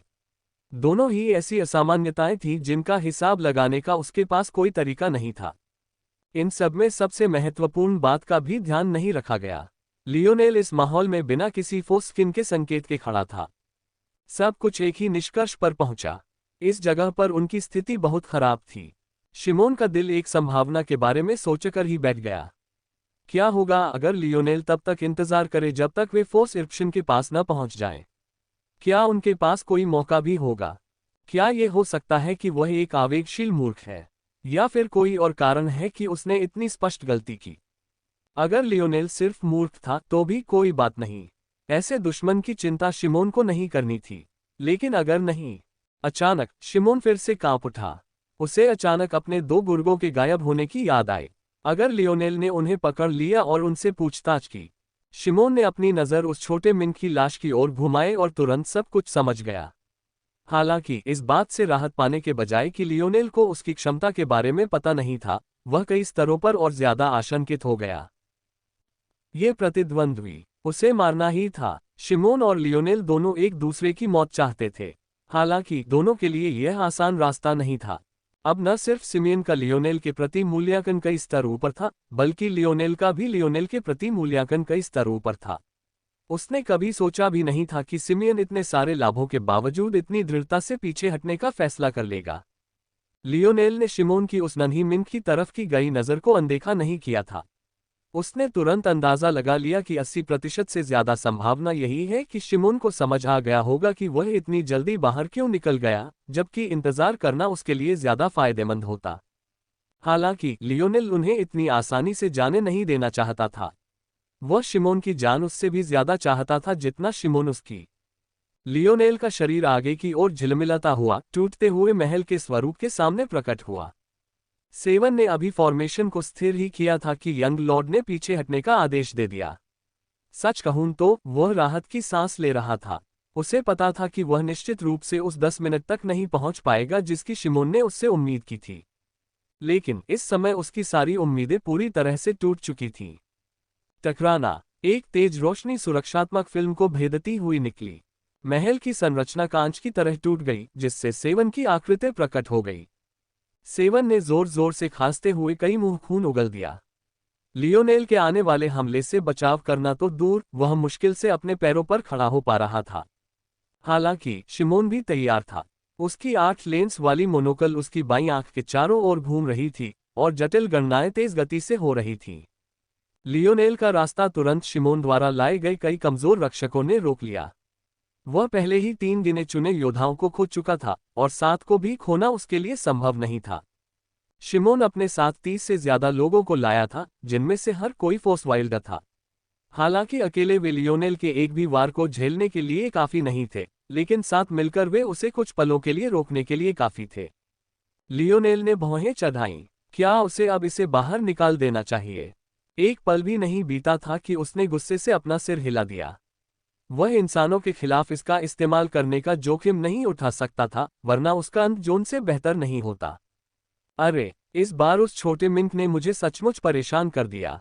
लियोनेल की चमकती भाला सेना ने पलक झपकते ही 3 लोगों की जान ले ली, लेकिन एक समूह पहले ही सेवन को उठाकर एक पर टूट पड़ा था। हालात और भी बदतर हो गए, क्योंकि शिमोन की वापसी और भी तेज हो गई थी। शिमोन अपने हाथ पीठ के पीछे बांधे खड़ा था।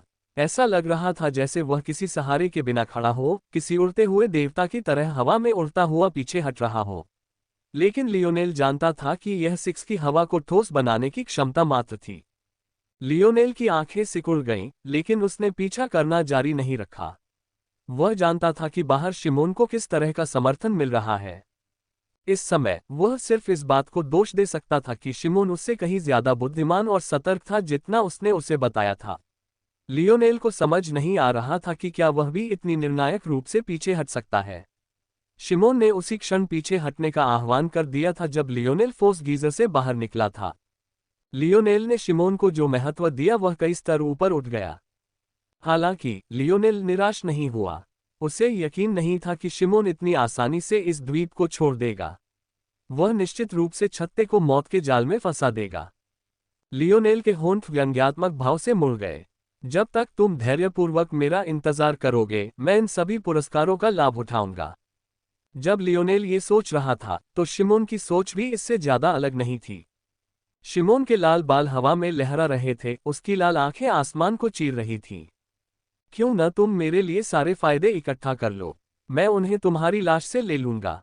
आसान प्रतिद्वंद्वी नहीं होगा। लियोनेल ने अपनी हथेली घुमाई, जिससे उसके हाथ में एक पिस्तौल आ गई। जैसे ही शिमोन घाटी की ओर जाने वाले रास्ते से ओझल हुआ, उसने कई गोलियां दाग दी। हालांकि ये गोलियां शिमोन के लिए बिल्कुल नहीं थीं, बल्कि उन्होंने उसके कई मातहतों को ढेर कर दिया। जब तक वे पूरी तरह से गायब हुए, शिमोन के साथ आए 30 से ज्यादा लोगों की संख्या बमुश्किल आधी रह गई थी। हालांकि वह शिमोन की उग्र निगाहें देख सकता था, लियोनेल ने पलक तक नहीं झपकाए। जब वे सचमुच गायब हो गए, तो वह वापस मुड़ा और एक बार फिर फोर्स गीजर में घुस गया। इस बार उसने खंडित घन को और ज्यादा नहीं रोका और उसे सीधे फोर्स क्रिस्टल कोर के विकास की गति बढ़ाने दिया। एक बार फिर बाहर आने के बाद उसकी पहली इच्छा इस खदान से जुड़ी दूसरी सुरंगों की खोजबीन करने की थी।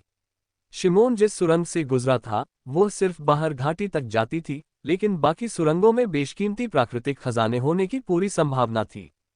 हालांकि जब वह एक बार फिर उस छोटे मिंक की खून से लथपथ आकृति के ऊपर से गुजरा, तो वह रुक गया। इस बिंदु पर वह अवाक रह गया। क्या इस छोटे से बच्चे को बुरी तरह जख्मी नहीं होना चाहिए था? ऐसा क्यों लग रहा था जैसे वो बस झपकी ले रहा हो? लियोनेल ने सिर हिलाया। वह अब और बदलाव की इजाजत नहीं दे सकता था। इसलिए उसने अपने हाथों पर लाइट एलिमेंटल फोर्स लगाई, छोटे मिंक को उठाया और उसे सेगमेंटेड क्यूब के एक स्नो ग्लोब में फेंक दिया। उसे सचमुच समझ नहीं आ रहा था कि उस छोटे से मिंक का क्या करे। शायद भविष्य में जब वह इतना ताकतवर हो जाए कि उसे आसानी से वश में कर सके, तो वह उसे आजाद कर दे। इन मामलों से निपटने के बाद लियोनेल की मुस्कान लौट आए। खंडित घन को अपना काम पूरा करने में 12 घंटे बाकी थे, और यह उसके लिए कोई समय सीमा भी नहीं थी। लियोनेल मुस्कुराया, इसे थोड़ा बदला समझो, बुजुर्ग। तुम्हें इतने दिनों तक मुझे परेशान करने के लिए किसने कहा था? लियोनेल को स्लेयर लीजन को लूटने में जरा भी बुरा नहीं लगेगा। ओल्ड हच सिर्फ खुद को दोषी ठहरा सकता है। लियोनेल निकटतम सुरंग की ओर दौड़ा। उसने स्थानिक कंगन के भीतर अनेक स्नोग्लोब संग्रहित कर रखे थे।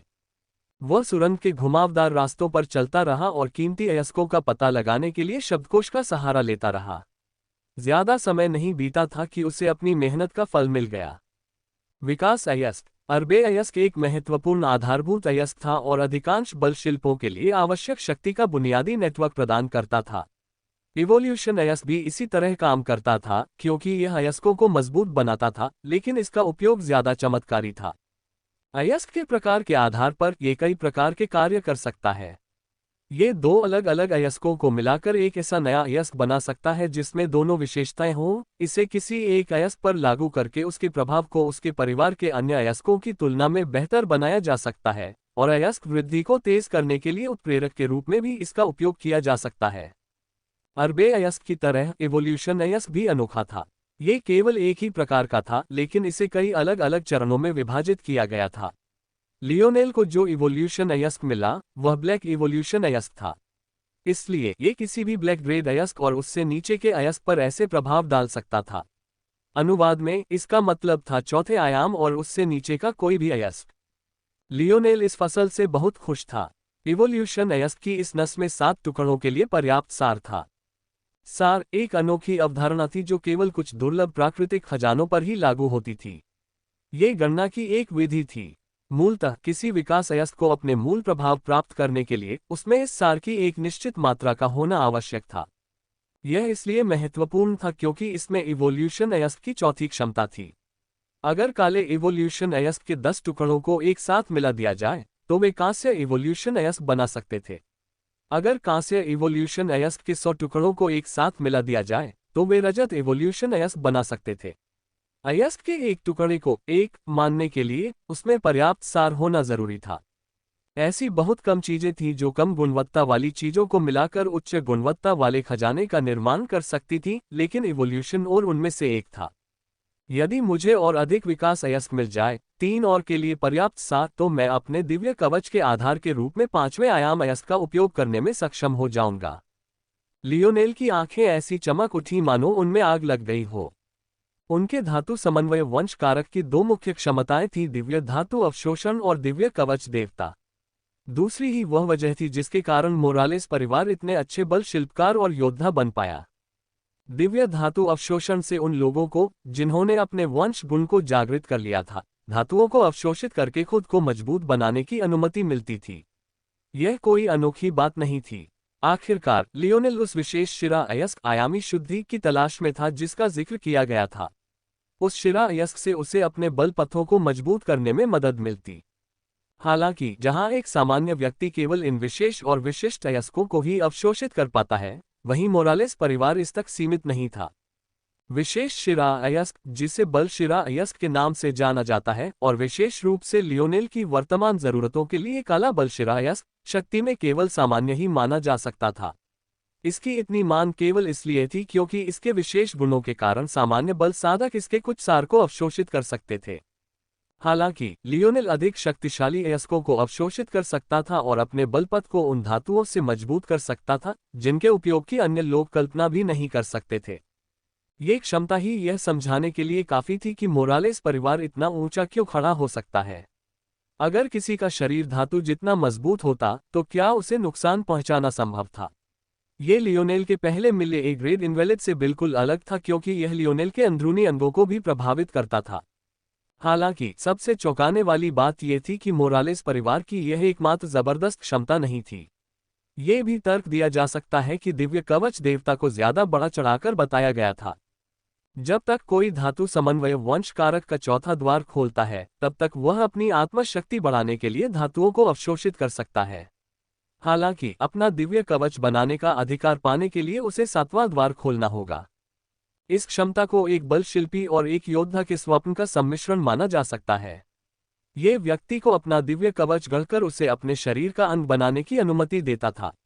इसका अर्थ था कि बिना किसी स्थानिक खजाने के भी व्यक्ति अपनी इच्छानुसार अपने शरीर की रक्षा के लिए अपने दिव्य कवच का आह्वान कर सकता था।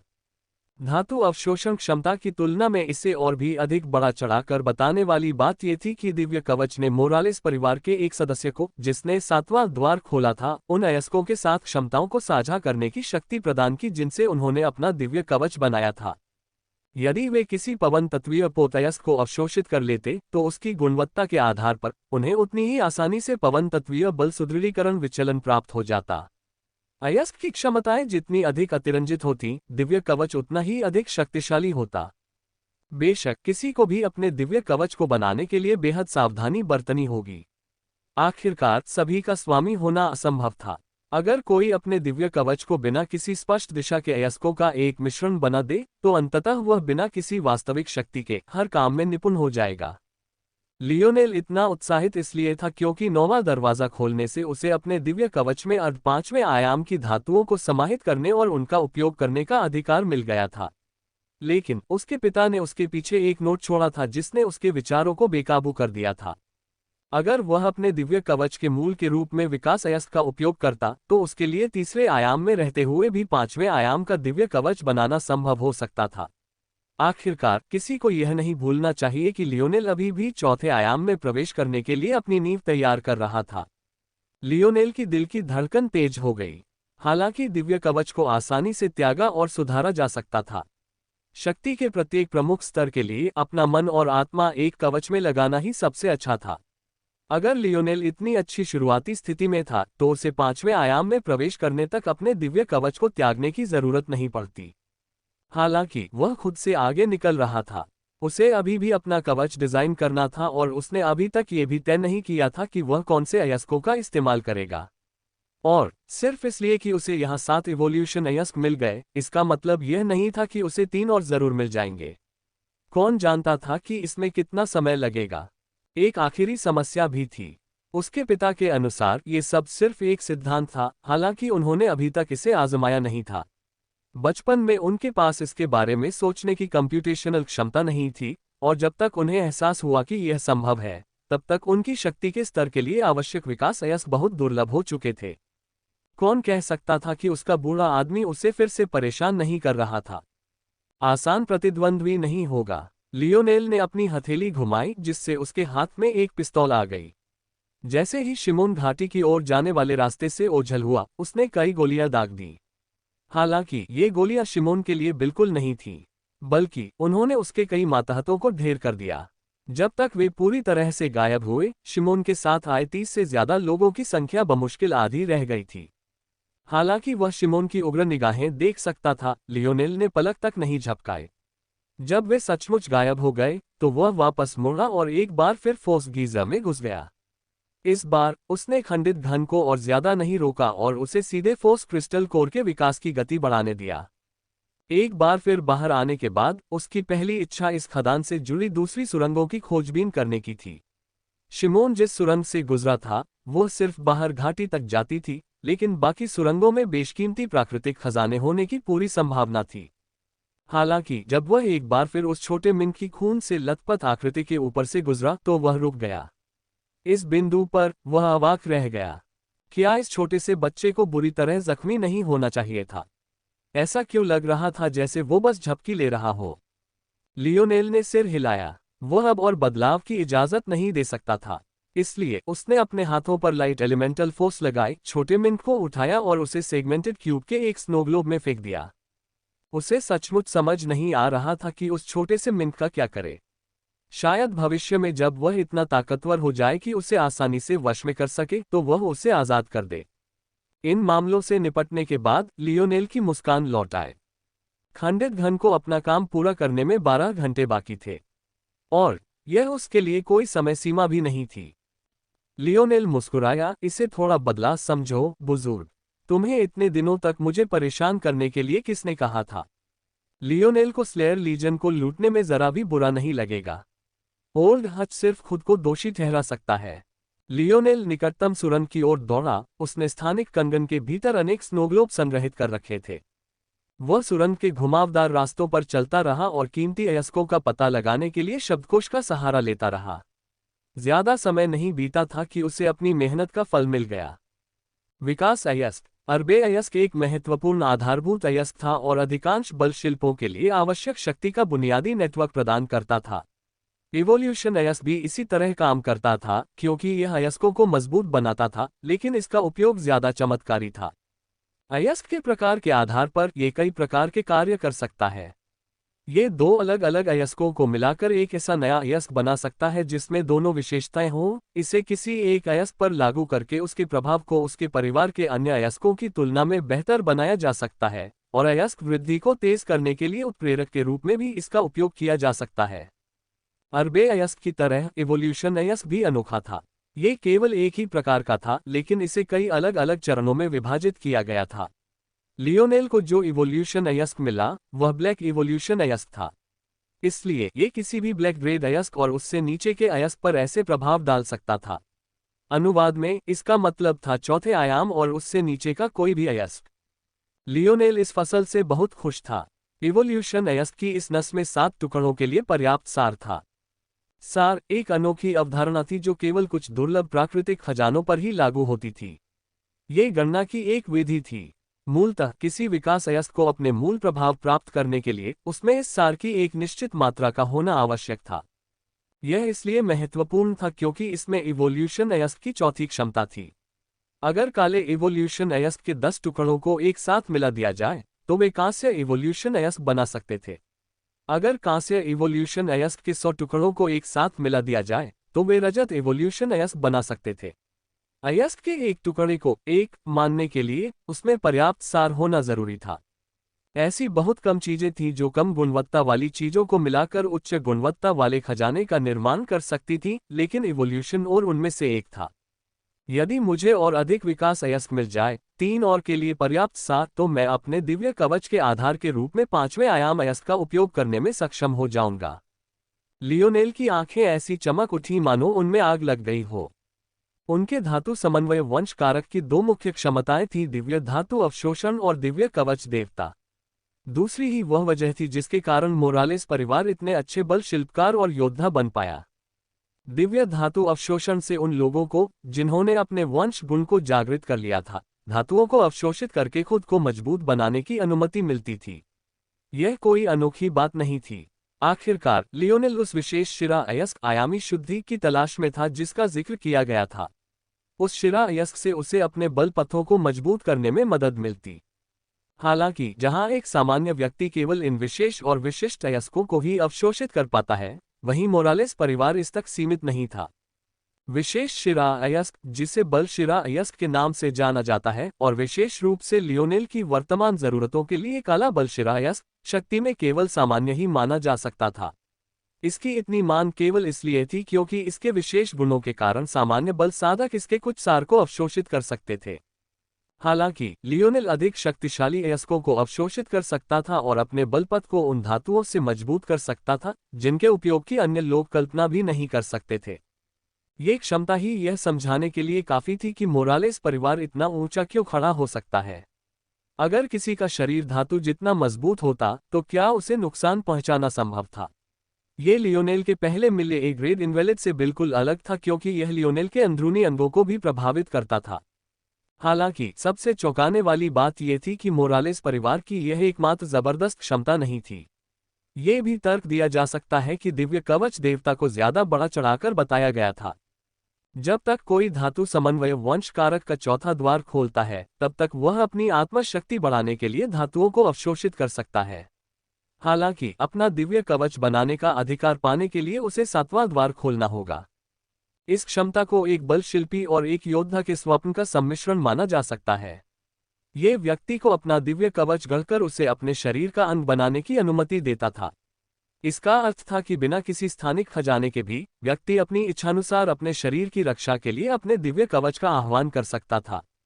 धातु अवशोषण क्षमता की तुलना में इसे और भी अधिक बड़ा चढ़ाकर बताने वाली बात यह थी कि दिव्य कवच ने मोरालेस परिवार के एक सदस्य को, जिसने 7वां द्वार खोला था, उन अयस्कों के साथ क्षमताओं को साझा करने की शक्ति प्रदान की जिनसे उन्होंने अपना दिव्य कवच बनाया था। यदि वे किसी पवन तत्वीय पोतयस्क को अवशोषित कर लेते तो उसकी गुणवत्ता के आधार पर उन्हें उतनी ही आसानी से पवन तत्वीय बल सुदृढ़ीकरण विचलन प्राप्त हो जाता। अयस्क की क्षमताएं जितनी अधिक अतिरंजित होती, दिव्य कवच उतना ही अधिक शक्तिशाली होता। बेशक किसी को भी अपने दिव्य कवच को बनाने के लिए बेहद सावधानी बरतनी होगी। आखिरकार सभी का स्वामी होना असंभव था। अगर कोई अपने दिव्य कवच को बिना किसी स्पष्ट दिशा के अयस्कों का एक मिश्रण बना दे तो अंततः वह बिना किसी वास्तविक शक्ति के हर काम में निपुण हो जाएगा। लियोनेल इतना उत्साहित इसलिए था क्योंकि नौवां दरवाजा खोलने से उसे अपने दिव्य कवच में अर्ध पांचवें आयाम की धातुओं को समाहित करने और उनका उपयोग करने का अधिकार मिल गया था। लेकिन उसके पिता ने उसके पीछे एक नोट छोड़ा था जिसने उसके विचारों को बेकाबू कर दिया था। अगर वह अपने दिव्य कवच के मूल के रूप में विकास अयस्क का उपयोग करता तो उसके लिए तीसरे आयाम में रहते हुए भी पांचवें आयाम का दिव्य कवच बनाना संभव हो सकता था। आखिरकार किसी को यह नहीं भूलना चाहिए कि लियोनेल अभी भी चौथे आयाम में प्रवेश करने के लिए अपनी नींव तैयार कर रहा था। लियोनेल की दिल की धड़कन तेज हो गई। हालांकि दिव्य कवच को आसानी से त्यागा और सुधारा जा सकता था। शक्ति के प्रत्येक प्रमुख स्तर के लिए अपना मन और आत्मा एक कवच में लगाना ही सबसे अच्छा था।